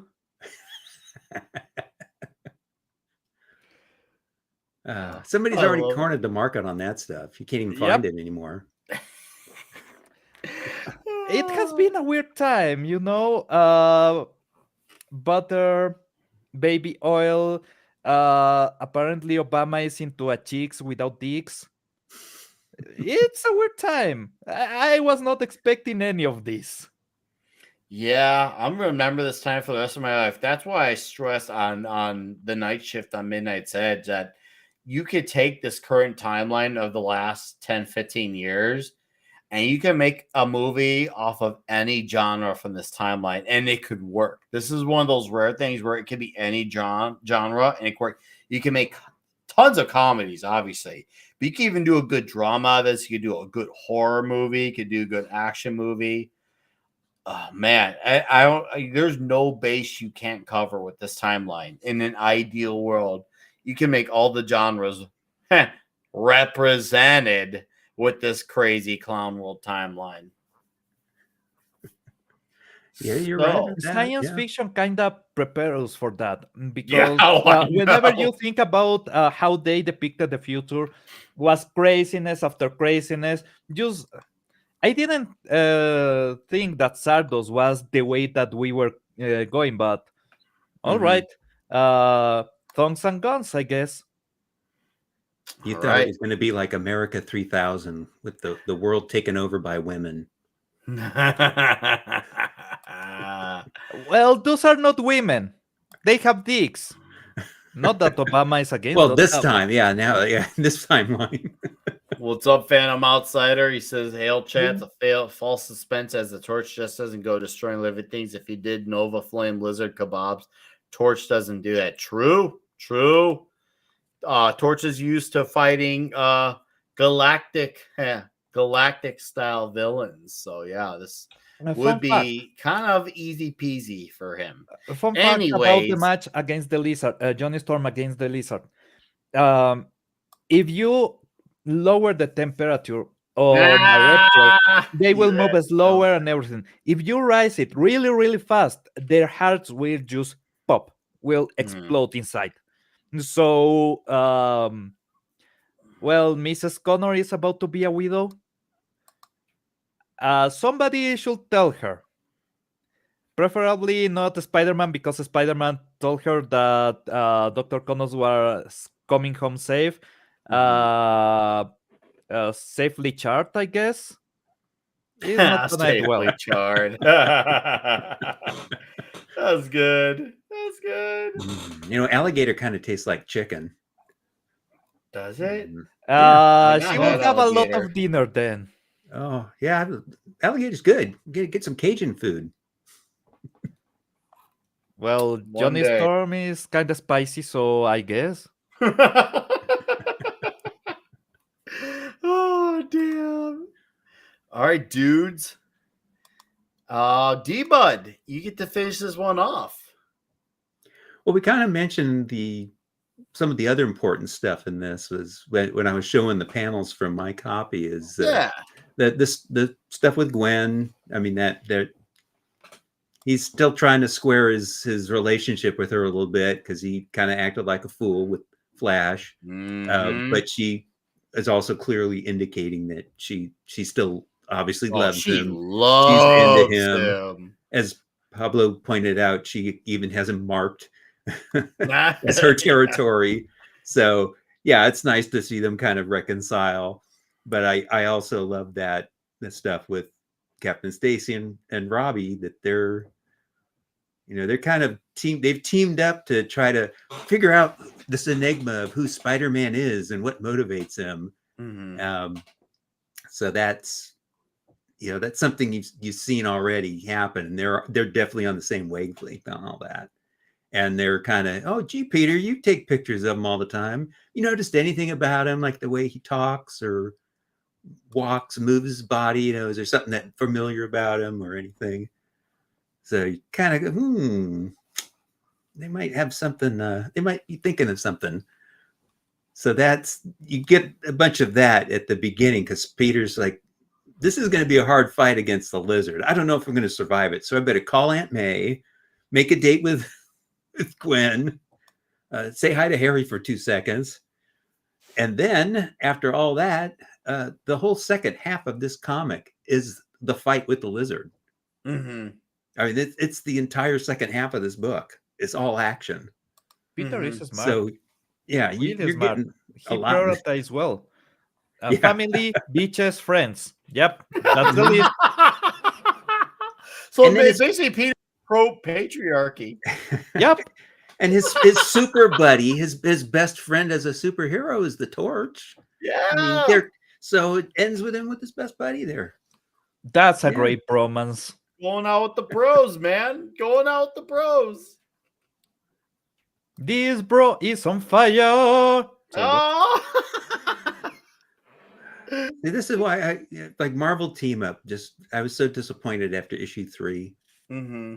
because I thought that's the book was all going to be just Spider-Man and the Torch together, and then it just was it everybody else in the universe. I'm like, no, keep it just those two. A series of just the two will be great. Yeah, it would have been the perfect bromance comic, but it was not to be. Phantom outside.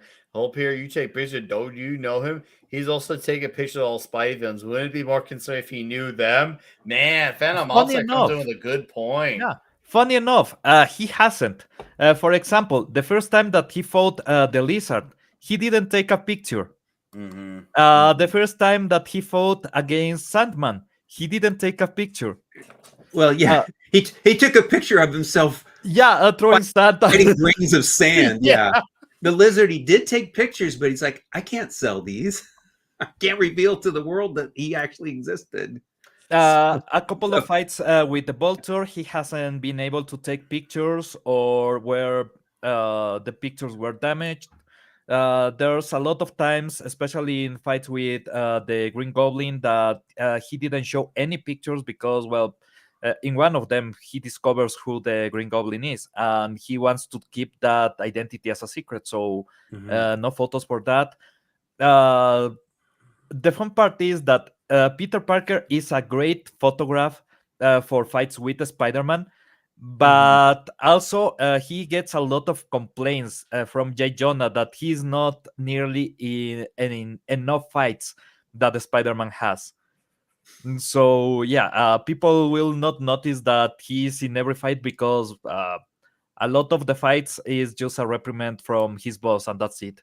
Mm-hmm. So Subhuman A4 said that's what I was seeing from Modern AS I mentioned.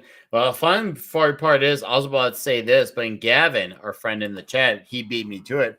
Missing from Modern and Ultimate. So I don't read either or, but I have heard from tons of people because Ultimate does sell actually pretty well at my shop, but there is a lot of common complaints, even though people seem to enjoy it, that the story is absolutely dragging on and that Spider-Man's been barely in action.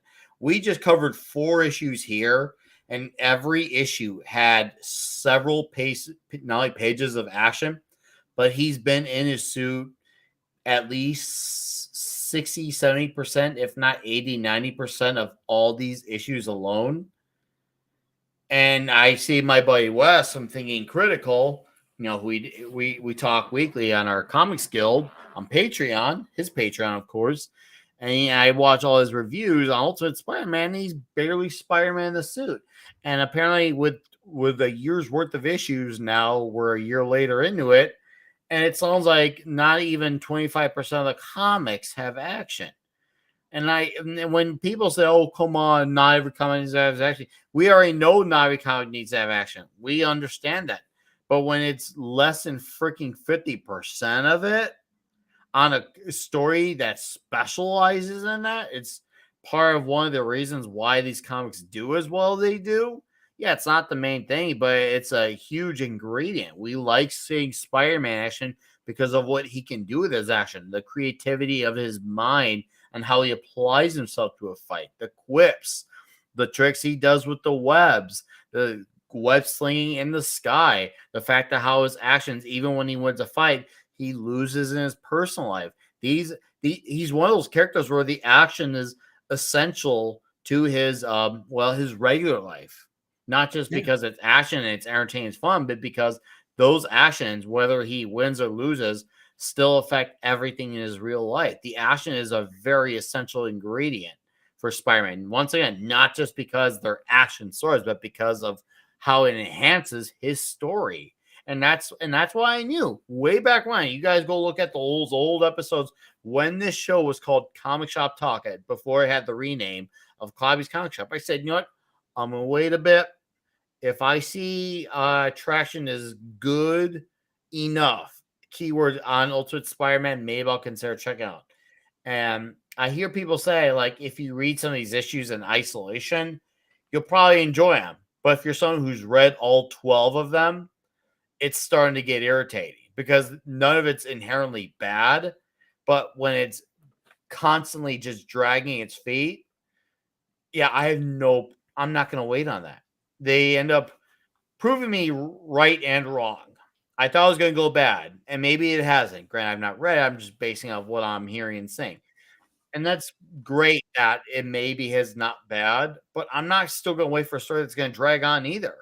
And once again, Spider-Man as a character, unless you're doing like a one-off story, you need to have him have the monthly episodic format with hints and bits of serialized longer form storytelling like this one. You can argue there's several storylines in this are an issue or two each, but overall with the Silvermane and the tablet, there is a grander picture as well. You could do all those things, but at the end of the day, this needs to be his definitive format. But then Also, Marvel's not going to listen to guys like me. I'm going to go. I got to stop because I've gone along. Do you got anything more you'd like to add? Well, just from what you said, yeah. Look at the issues we've done tonight. I mean, 2 issues. Half of them were literally action, including this one. And it doesn't spoil the story that it's that there's not other stuff. There's other stuff going on in there too. Which there's a good balance of it. And sometimes there are issues that have a lot more of his personal life and a shorter battle, but there's a great balance of that in these issues. And if you have something like this storyline that we've been following for, I mean, it's 9 issues now. There's one more to go, but this has been one big long story. Were you bored at any point? No. It moves. No. You're getting tons of action, an interesting story. I mean, as far as the Silvermane, the tablets, the ending of that is something that, like I said, I mean, I read it how many years ago, 50 some odd years ago, and it struck me then. It still strikes me now how that played out. And, that's impressive to have a story like that. And yet, you're still getting all these other pieces about his personal life with his girlfriend, with his Aunt May. You've got all this stuff with Robbie and his son and JJ. All of that stuff's going on in the middle of all this other stuff. So you're getting so much, and it's entertaining throughout. You're never bored. It doesn't slow down to the point where you go, oh, come on, give me some action. And at some points, it's like, wow, there's so much action. I didn't even realize it. Because I just rereading these, I'm like, wow, it's like this one. It's the whole second half of the book is action. Like, oh, wow, I thought there was some other stuff going on in here, but that was all the beginning. This whole rest of it's all action. So, yeah, the stuff that they have now just doesn't hold a candle to what they were able to do back then. No, that's why I have no desire to get on board, and why in order to win me over, they need to do the extra mile in order to win me over. It seems like they're just doing the minimum with Ultimate Spidey. And yeah, I get it for a lot of people. Yes, it was a selling point putting Peter and MJ together. And my initial complaint was, well, alternate universe, done for a reason, alternate universe. And on top of it, I'm gonna wait a year because either they're gonna do that, which from what I've been told, they don't, and that's great. It seems like he's sticking with it. But once again, this story doesn't need to be this thing that just drags along. And I do actually blame that on Hickman and not editorial. And why I blame that on Hickman is because he's one of those guys I can appreciate on his own indie work. But when it comes to him doing big two work, what's up, Vocalips? I see in the chat. He writes these stories that drag on and they're meant to be more fast-paced storytelling. For his stories, like East of West, that's one of his creator-owned works, I'm fine with it. He's one of those guys where I'm good with it for that because that's his own story. I'm getting into a fresh idea. I have no preconceived notions. I'm seeing his story for what it is versus him taking what he does but putting it onto Spider-Man. Nah, sorry, dude. I know you're competent. You're not incompetent. I know that. I know you know how to write. I know you understand the medium. It shows.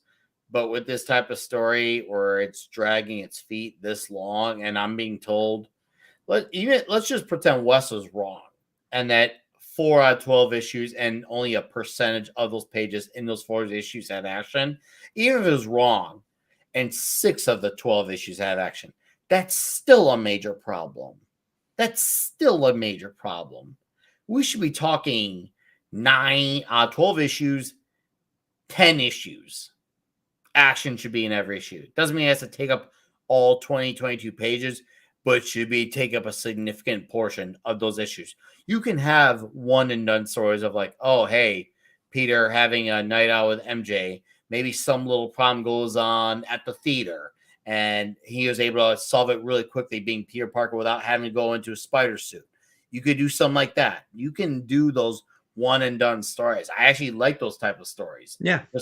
I think they're very fun. I like those stories, especially when it's done, and I have to emphasize these words, in moderation. But when 8 out of 12 issues are that, no. Yeah, and look at Spider-Man, like the early issues that we did way back, issue 18. Mm-hmm. There's basically no battle in that. Mm-hmm. It's all, Spider-Man dealing with, I can't be Spider-Man, Aunt May could die and all this stuff. Mm-hmm. And it's all about him and what he can do if he's not Spider-Man, and how's he going to go on, and how Aunt May finally talks him out. No, you've got to pick yourself up and do all this stuff, not knowing what he's going through. Mm-hmm. And so, yeah, you had a whole issue there with no action, but it was full of story and characterization. And then the next issue, 19, was almost all action to make up for it. Yeah. It's like, yeah, we're going to give you this issue where we're just going to concentrate on just building this character even more and getting into his brain. And that's all that issue was practically. And we're going to make up for it by next issue. It's going to be almost all action. Yeah. And when you do that, it makes us feel for those characters more, because the previous issue before that, which was all talking and having big emotional moments, made us invested in those characters that much more. That way, when we see them doing the punches or even taking the punches, we feel them that much more because of how much greater our investment is for those characters. So when those hits hit harder because we feel those hits with Spidey, whether he's losing another loved one, whether he's taking another hit, whether Jonah's yelling his ear off, we feel that with Peter because of the big emotional moment he had in the previous issue. It makes such a difference when you have those key moments in a comic where it's that rare moment where it's dominated by exposition, only to balance it out, as you mentioned perfectly, D-Bud, with full of action, the issue here and after. There's no it's way overbalanced with exposition. And I'm not in need of that. So yeah, I'll stick with my classic Spidey. I'll stick with classic Spidey. I'm very happy. I'm happy here. Why would I change a good thing? You have the same Why? situation in like issue 50, the big famous issue 50, No More Spider-Man.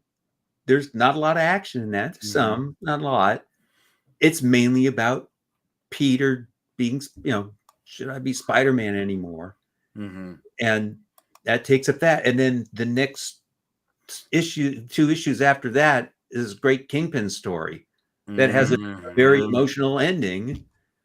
And you're invested in all those characters in there because it also, that issue 50 is building up Foswell and what's going on with him even more.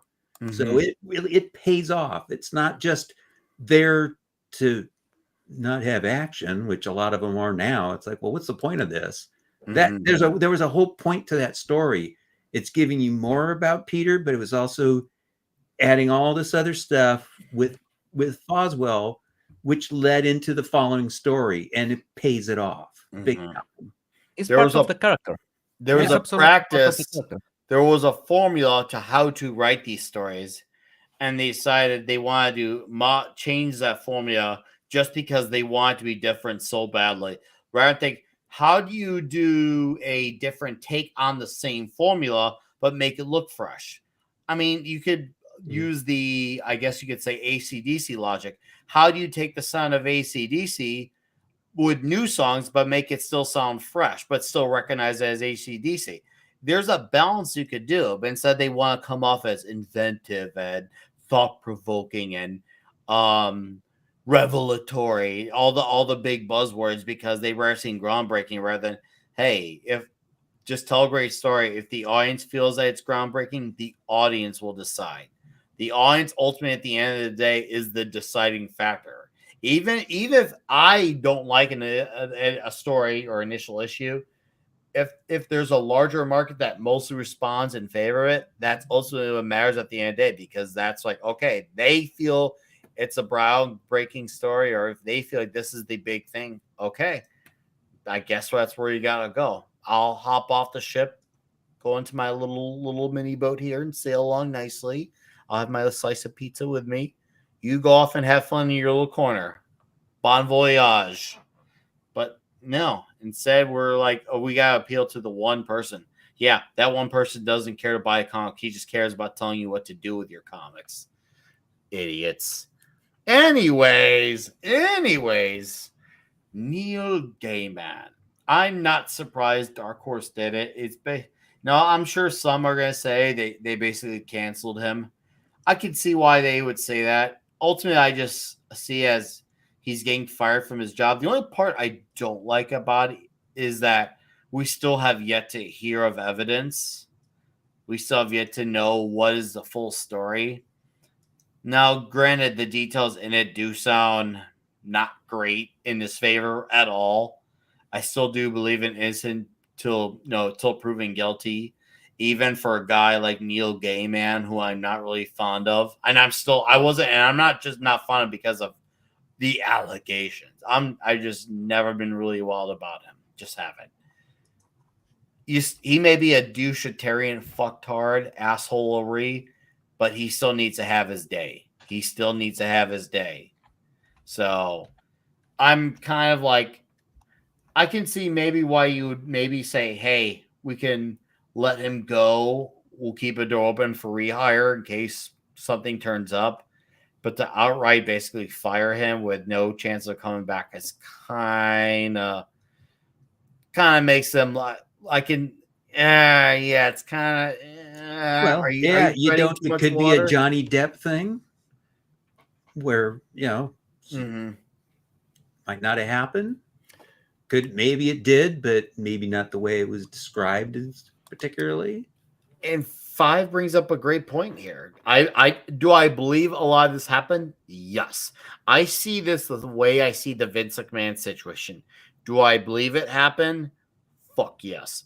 What I question is the how it happened. Mm-hmm. Because you gotta remember, and this is not exclusive to ladies who are trying to get with the guy because the guy is big time. There are guys who do this too. If there is a certain guy who has an ego and they're, I guess, considered a small fry, a lot of dudes will do crazy shit just to hope that this will gain them that extra points for clout, or this will prop me up to get the big book or the big break in the industry. they'll do it too, and it's probably been done. I wouldn't put it past any. I mean, I actually who am I kidding? It has been done. Tom King tried to do it to Jay Lee. We all saw how he tried to do him dirty 5 years ago, and it backfired in his face. But yes, it is funny. It does ring hollow, and I will say in regards to Neil, he did say believe all women, so that does serve him right in that regard. He's the Yeah, one who set that standard up, and now it's backfiring in his face. that's biting him in why. the ass. Yeah. Yeah, that's why it's a bit surprising that Dark Horse took action so quick, because normally this is the kind of wokey woke that has been, especially after the whole thing with his divorce and everything, he has been really active trying to save face, trying to pander to the woke audience. And I was expecting them to maybe use this as a platform to make him talk more about women's issues and this and that. They just kick him, so that's interesting. That means that either there's a lot of validity to the accusations, or there's a bigger accusation that they just don't want to deal with. Mm-hmm. Yeah, Yeah, we'll find out how that goes. Well, it's definitely said we'll keep our eyes on it and see how it plays out. And yeah, I see Comic Journey. What's up, Comic Journey? Said maybe Dark Horse was looking for excuse to get it out of expensive, and maybe they were. They should have honestly, if that was the case, they should have just quietly nixed it. But when I see them put out a public statement, it looks like they're trying to signal, like, look at us, we're such great people. And I'm not saying that represents every writer or as a company. It's obviously whoever's the one who wrote this press release is trying to do that. companies. So I'm not going to collectivize the entire company like that. I'm not like that. But as far as whoever wrote that statement, it's clear they were trying to do that to make it look. See, we got rid of him, guys. It's not a big deal. Yeah, but If it's not a big deal, they didn't need to do that. Yeah, companies normally, when they have a way to, when they hire somebody that is really high profile, they get ways in the contract to get rid of the personality, to use good ties if it becomes too expensive, or if they need to downsize anything, the book is not selling, whatever. They have ways to remove the person without making it public, without making a big statement, losing any money. Because there has been a lot of times when somebody becomes either too big or too expensive to keep, and is common practice just to have a way out. So I don't think it's that much that they needed an excuse, because everything can be an excuse. Even the number of issues sold compared to the previous issue can be a trigger for just ending the contract. It's not firing. It's just we are finishing the contract, or we are entering in this renegotiation clause, or anything else, or they can just stall the contract. They have a lot of in the comic book industry. They have a lot of ways to do that. So that's why I'm saying maybe it's a bigger allegation that they don't want to deal with, or there's enough proof of some of the allegations that And if there's enough proof, I will happily backtrack all my statements. I'm saying I will happily do it. You heard it here. You don't need to backtrack, though. You're asking for evidence, and I mean, if they have evidence, great, okay, fine, then I can agree with their decision.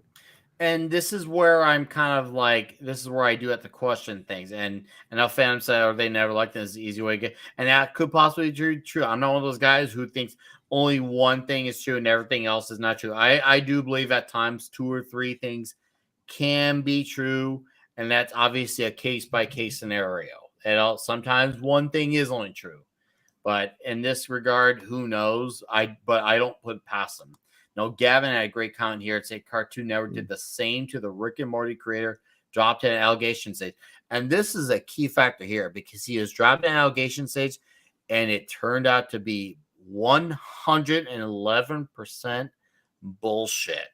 Yep. And granted, I may not be a fan of the show, but if it ended up being bullshit and you didn't rehire the guy, what the fuck? What the fuck? Well, what could happen is they might get an offer from the other studio, and you could become the head of their comic book movies and be your competition. Mm-hmm.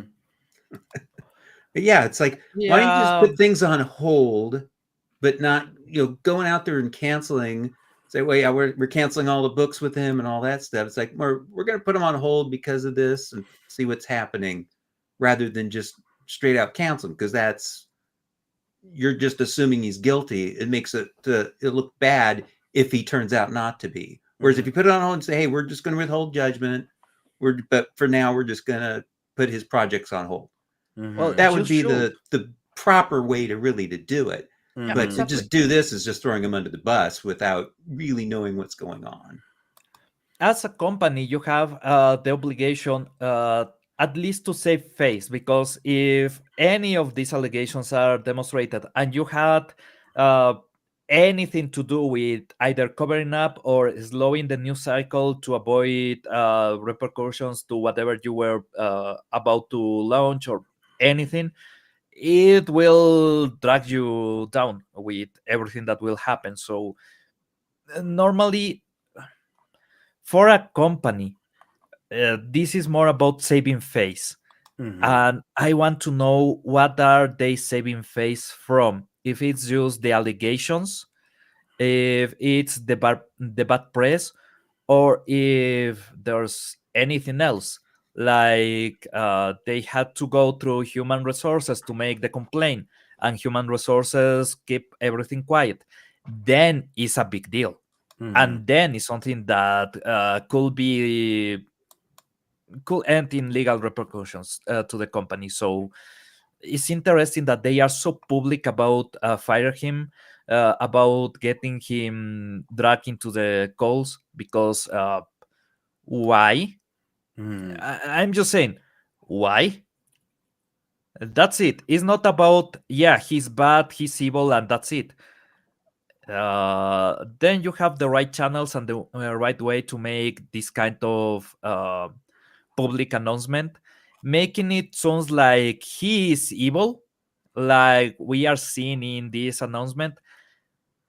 Uh, that gives me less confidence on Dark Horse. That gives me confidence in anything else. I will say, yeah, Gaiman may be guilty, but what's Dark Horse guilty of?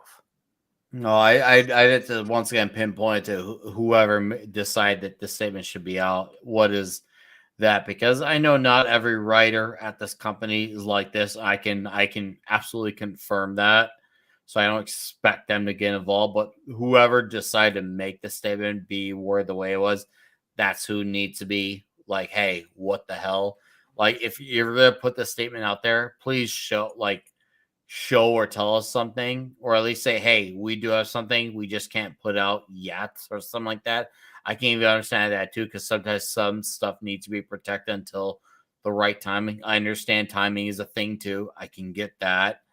So I'm not going to really hold it against the company collectively, but I'm definitely going to hold it against anonymous human being who decide to publish this statement.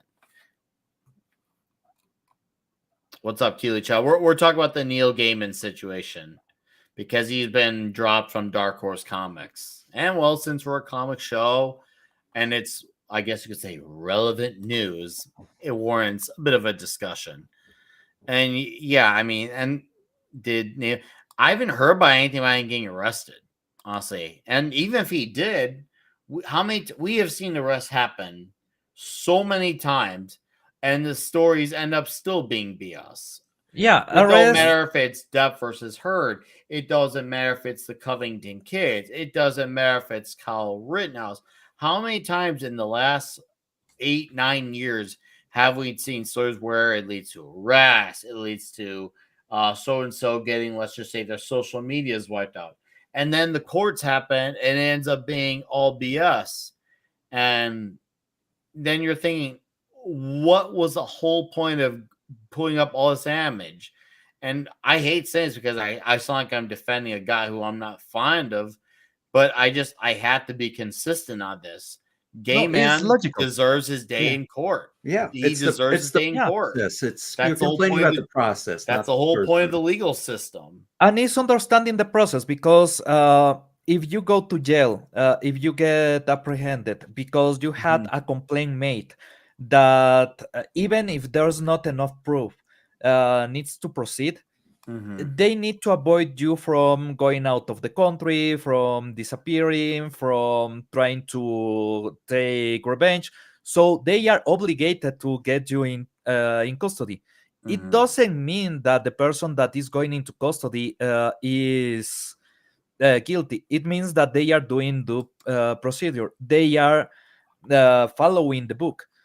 If there's a person that is accused of something that is really, really bad, you need to get them locked up, because you need to proceed with the investigation. And if they are really guilty, there may be a lot of trouble if you don't get them in custody. But that doesn't mean that if you go into custody, you are guilty. They are just starting the process of seeing whatever happened to, well, then you get sentenced. And when you get sentenced, then you can say is guilty or not.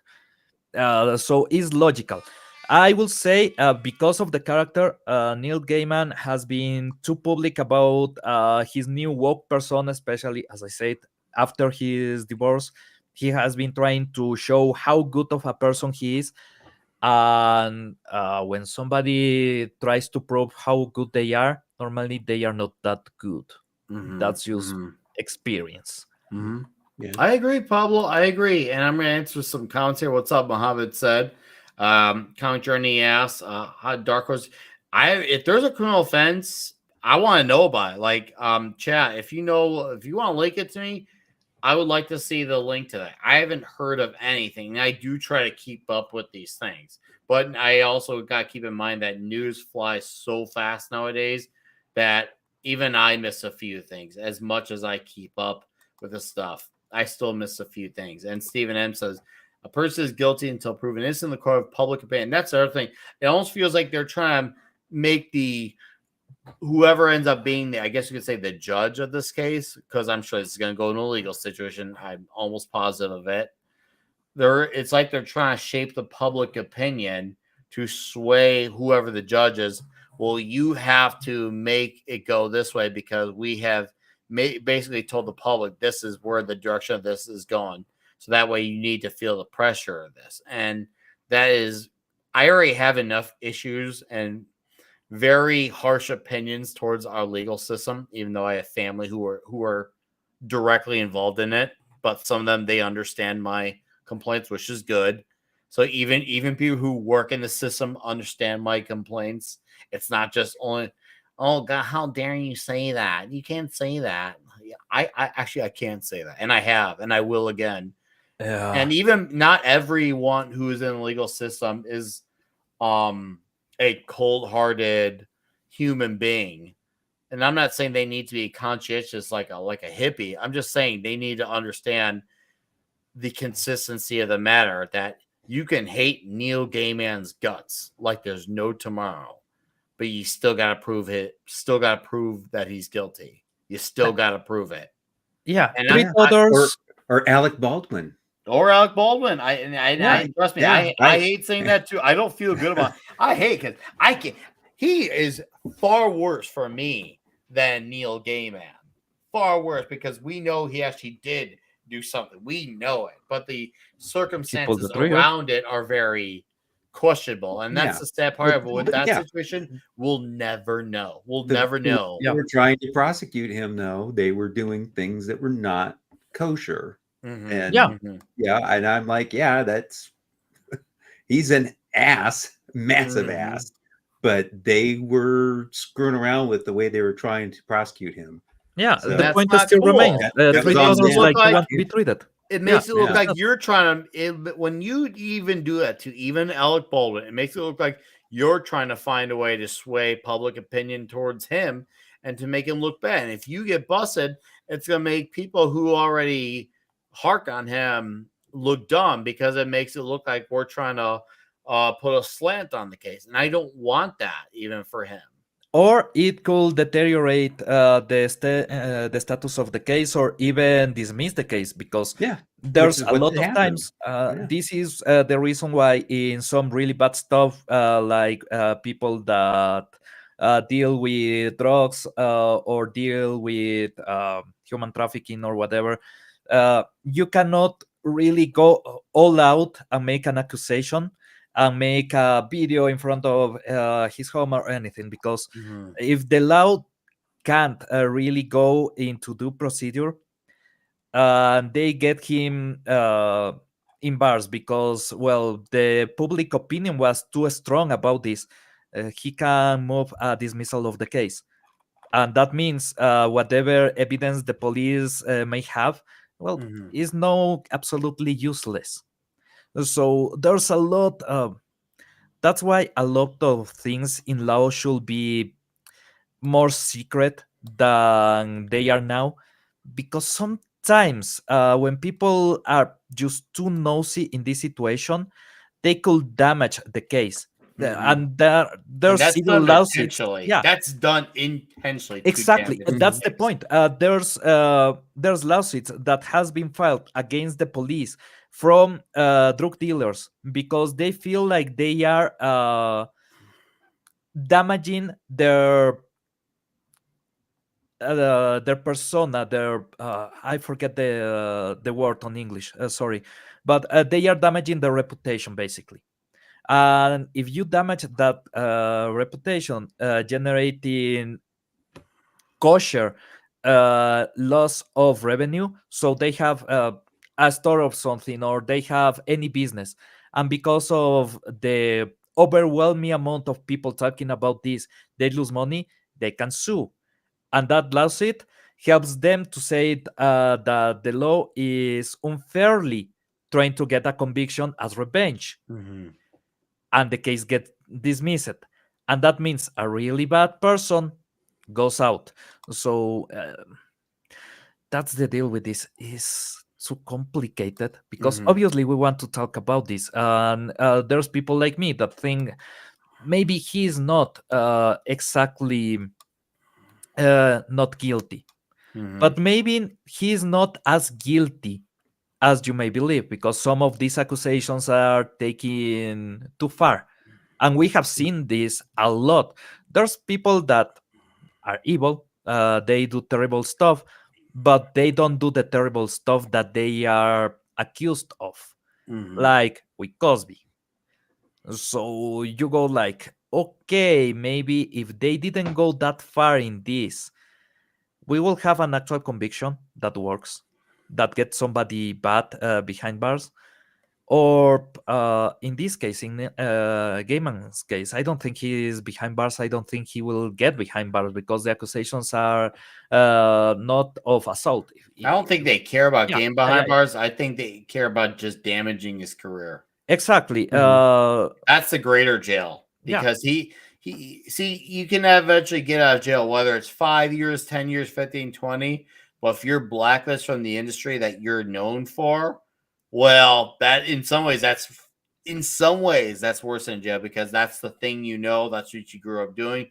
Basically, you're jailed in a world where you're just on public, but except now you're stuck with you can't work around the thing that makes you I guess you could say do your passion, the thing that makes you hooked, the thing that keeps you grounded, the thing that you love.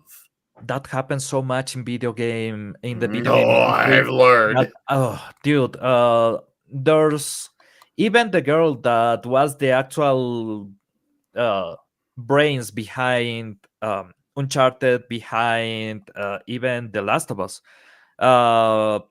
Cockman got her out, and basically he got her job, and he ruined everything. So it was just a political move. There was nothing behind any allegations. There was nothing that will actually get anybody fired. But public perception and public pressure can get you the work that you want. You just have to fuck somebody else in the process. Yeah, and that's this game is obviously run by dirty players, and they'll do dirty things.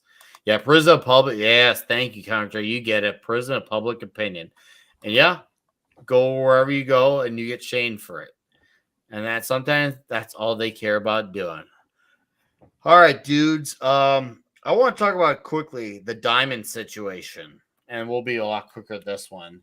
The diamond situation has gotten crazier because now Image is starting to see what's going on, and they're like, "We can't work with this company." Companies like Titan need to respond better because I think they only go through them. But then you have, I was supposed to get a few books this week. One of them being the Magic Order 5, issue 4. And Dark Horse books, yeah, I know, right? Dark Horse, after we were just talking about Dark Horse. Well, it was Mark Miller, so that's my exception. Dark Horse books didn't come in this week at all. They're talking about a whole extra week. And books that were outside of DC because they go through Penguin House all took an extra day to 2 days. It has been absolutely wild. So now I'm sitting now books went from 1 or 2 days late to now being a week late. And I'm like, oh boy, That's how a much worse killer. is this about to get? How much worse? Because this could get worse. I could see this about I feel like we're in the early stages of this getting bad.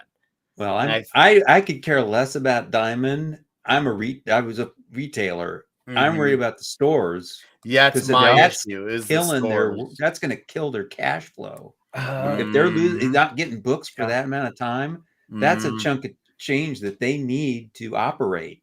Yes. I have a Yeah. theory of how this is going to play out, and I hope I'm wrong. But obviously, if a company as important as Diamond starts to go under, other companies will appear that will take its place because you still need distribution, you still need sales contacts, you Mhm. still need a lot of this structure that Diamond offered. Not done well, but they still offered a better alternative as having nothing or as having to hire your own personnel for that and paying a lot more.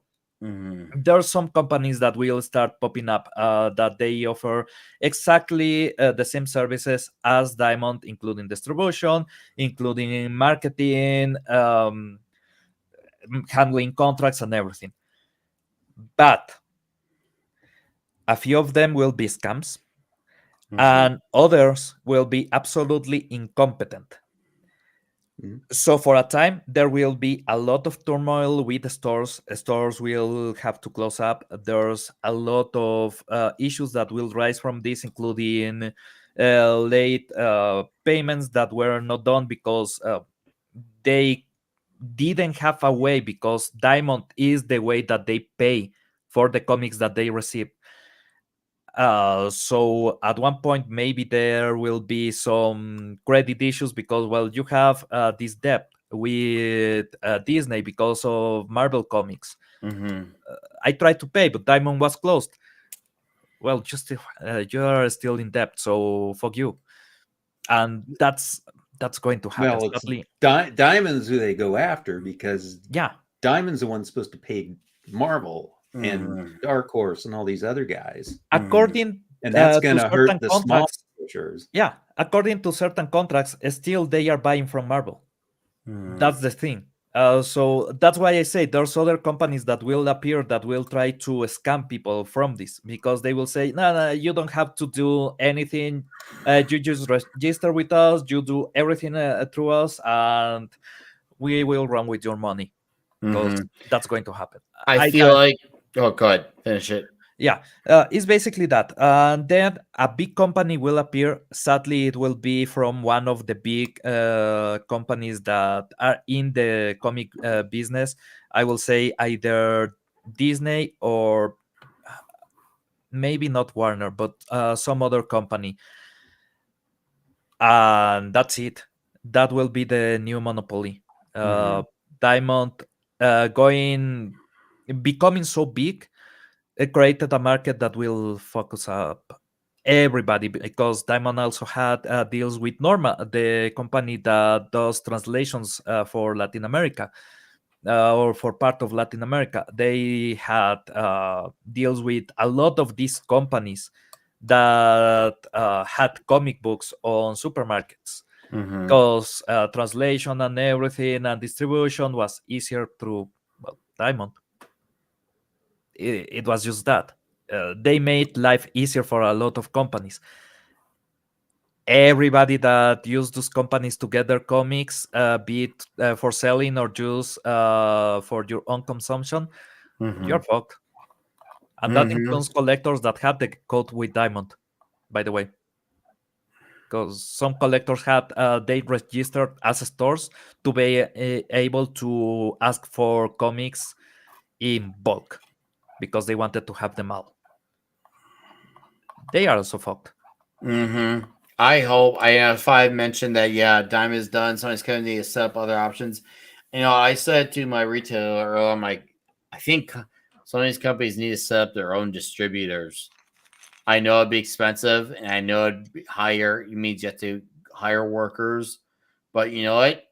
And I got to bring it up because it's relevant. I mean, you look at what Air July has with this Rippaverse, they're their own distributor, and then they have to make sure the product gets to the customer. So they would have to be that equivalent, but instead of getting to direct to the customer, they have to bring it to the shop, and they need to make sure it's fine because otherwise, if they don't, it's their asses, and that should give them the swift kick that hey, we need to make sure these comics get to shops, and we're gonna make sure we get them on time because if we don't, we're done. The only tricky part with a company like Image compared to like let's just say Titan or Dynamite or Boom, IDW, yada yada, is Image. And I granted, I don't know if they have the same rankings the same way all those other companies do because Image is ultimately a company where you bring your story to the table.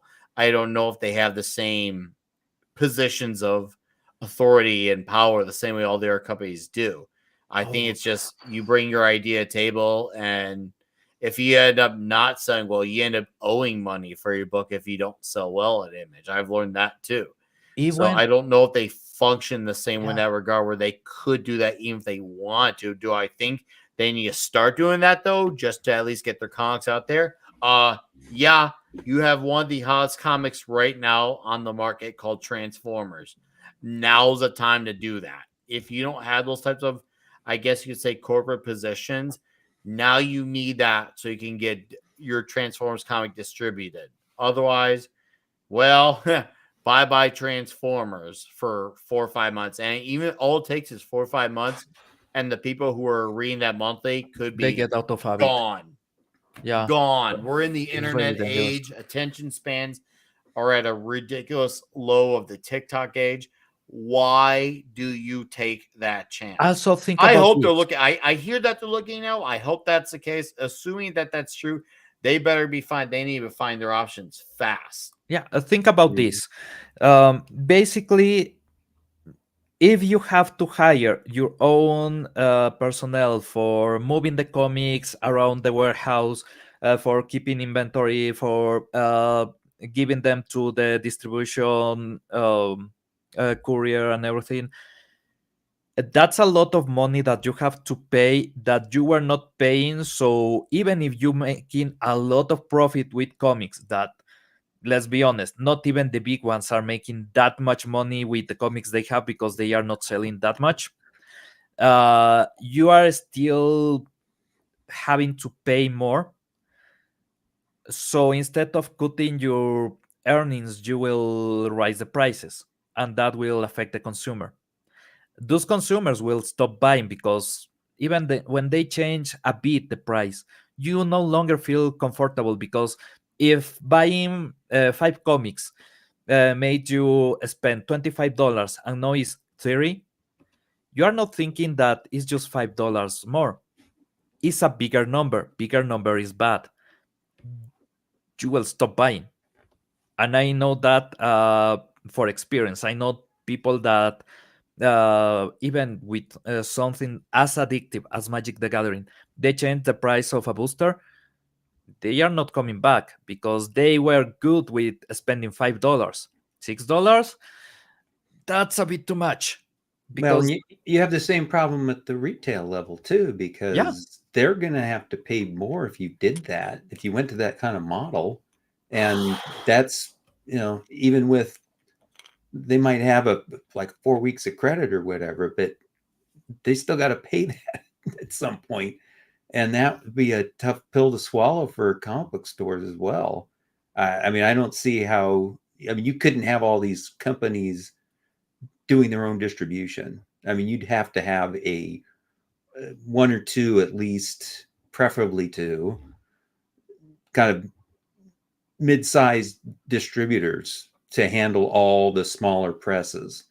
I mean, Marvel and DC, they've got other ways of doing it, but the smaller guys, they just couldn't do that. They cannot do that. They'd just go out of business. I They need don't. to have a distributor. They can't all distribute Yeah, their own books. It would I, not work. I don't know how much Disney has. Well, Marvel, because Disney has a channel of distribution. I think is separated between Disney Comics and Marvel Comics, and Disney Comics have other channels of distribution. But integrating Marvel will be a huge task. And I don't know if it's a really big channel because mostly it was done by Diamond. And I think it was something with the Scholastic for Disney Comics. Mm. Uh, I have no idea how can they integrate in that scale Marvel, because Marvel is still moving.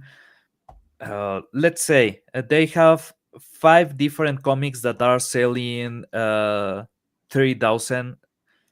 Well, Disney comics are not selling that much either. So they have now 15,000 maybe extra capacity, and then what? 150 is not 15, is a lot more. There's still a lot of revenue loss, and there's still a lot of new jobs that they will have to hire for, train for. That means that they spent how much money in that, and now they will earn what, $2-3 max from every issue. Yeah, it's not going to be pretty. No, Nope. not at all. It's gonna be interesting to see how this plays out. Jonathan had a great comment. I've been getting a lot of details from Diamond. Mhm. It's like the Roy's been pulled off from it. Hey, dude, yeah, it's a bit of an unprecedented situation, which is saying a lot considering the last And this is eight, good. 9 years have been unprecedented. So once that Uh, brings it back to my comments earlier on the stream where I said you can make a genre of every genre of a movie of every genre for this timeline. This further solidifies that notion. This would be under the comedy, idiocracy, satire, we warned you, I told you so type of movie. It'd be one of those types of stories. This would be in the comedy genre, this type of thing right here. That it said, is. Mhm. if you can, try to hold out the best you can for your shops. Try to be as patient with them. Luckily, the guys at my shop are loyal to our retailer. Our guy's been in business for 30 years. We're really loyal to him. And indie books have been, outside of the big two, have been good. As long as that's happening, I'll be around and I will understand when delays happen. I know it's like, especially if anyone who knows Image, they're the kings of the delayed books. They, So, and when they're this, worth it, they're worth it. And when they're not worth it, it's that much more infuriating. So, it really does go both ways with those things. I just say just hang on. Let's see how fast some of these companies can solve it. All I can say is that if you're a smart company, hell, if you don't have to be smart. If you're a company who thinks for more than 10 seconds, you realize don't make any renegotiations with Diamond besides whatever. Let's just say you're already maybe on contract with them until they go under. But whatever adjustments you make now to adjust the change, do that now. And if that means busting a contract, fine, whatever. It's that or it's your ass. So I was No, about to with say, their problems, I think they can probably bust the contracts as it Yeah. is because of Yeah. what They did they've file for done. bankruptcy. Yeah. So I'm like, I need to get my stuff out, and they're saying they can't do it. So Mm-hmm. they've already voided the contract on their end. That's true. what if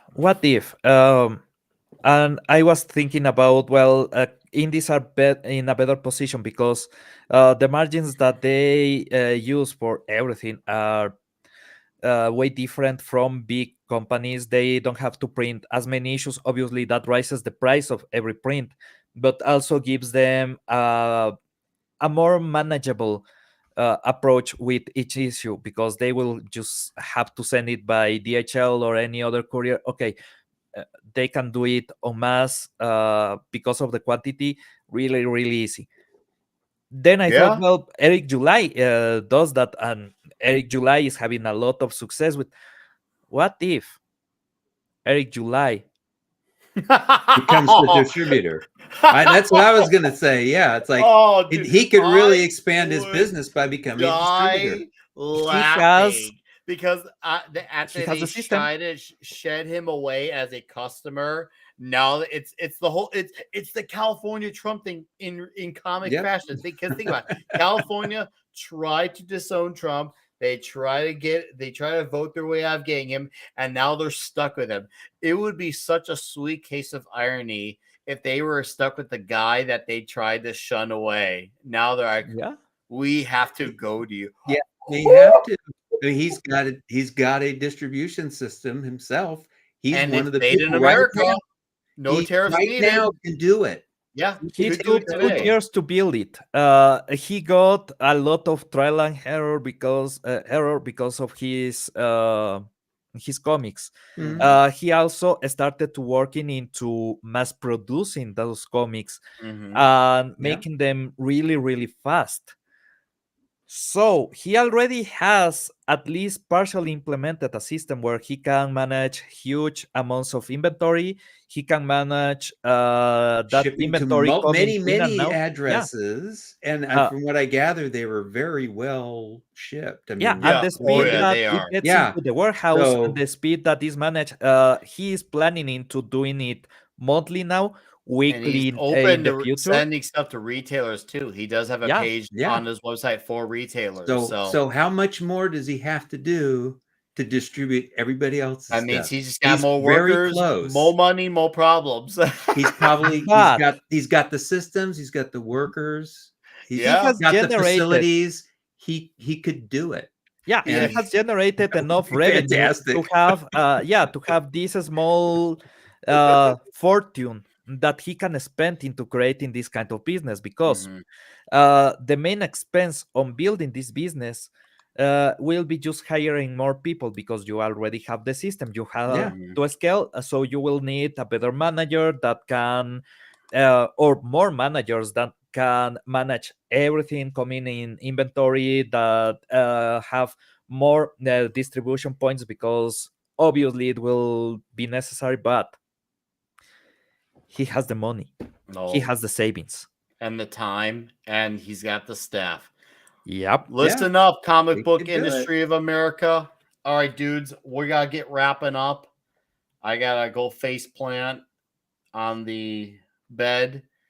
But chat, thank you for being with us for 2.5 hours. It's been fucking awesome. Thank you for giving us your time and energy and contributions to the chat, whether it's for a little bit, a chunk of it, half of it, most of it, all of it. All of it's appreciated, whether it's on YouTube and or Rumble.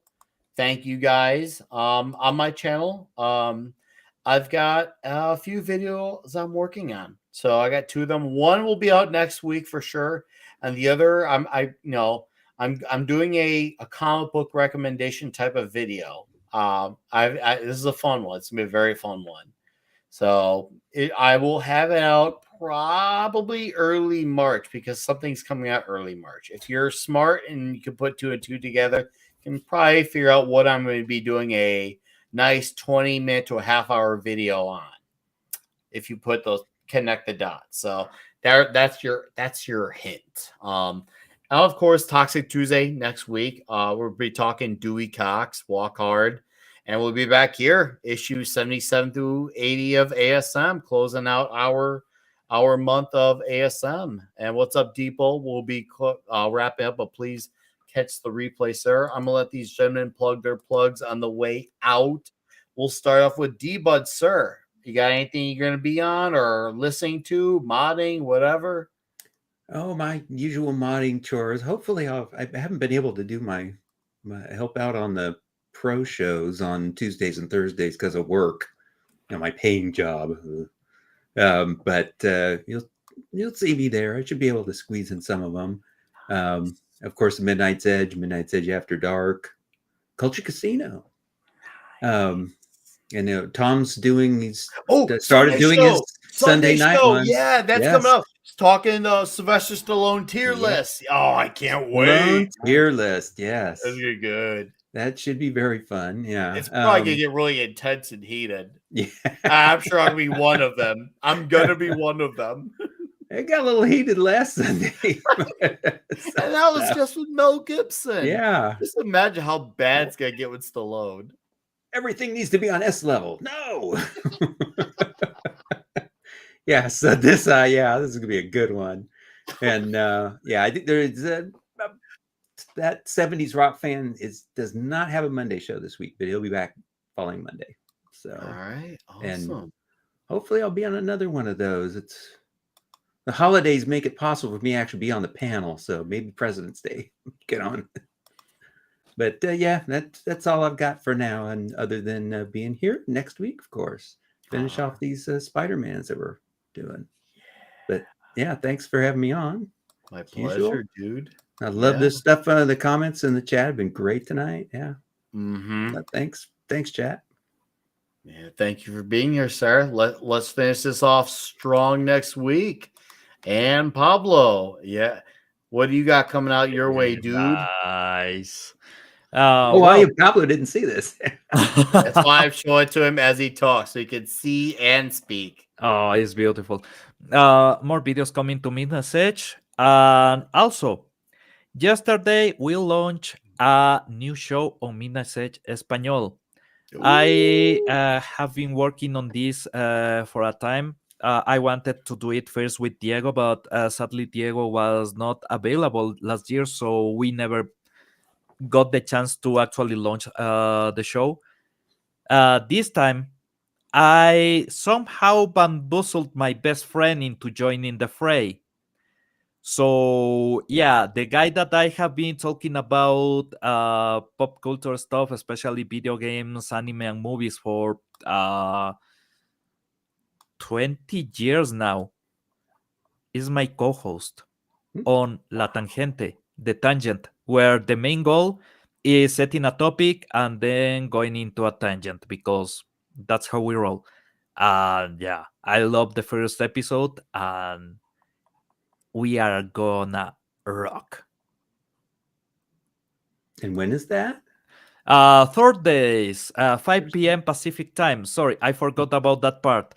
Thursdays, 5 p.m. Pacific time. We talk mostly on Spanish. I will say 99% on Spanish, because Ricardo went to the US to work, and he misses Spanish.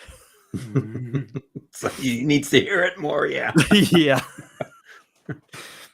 So we are doing it mostly on Spanish, but yesterday we talked about Nintendo Directs that basically reshaped the marketing industry for comic books for the last 10 years or so, and it cascaded into E3 being cancelled forever.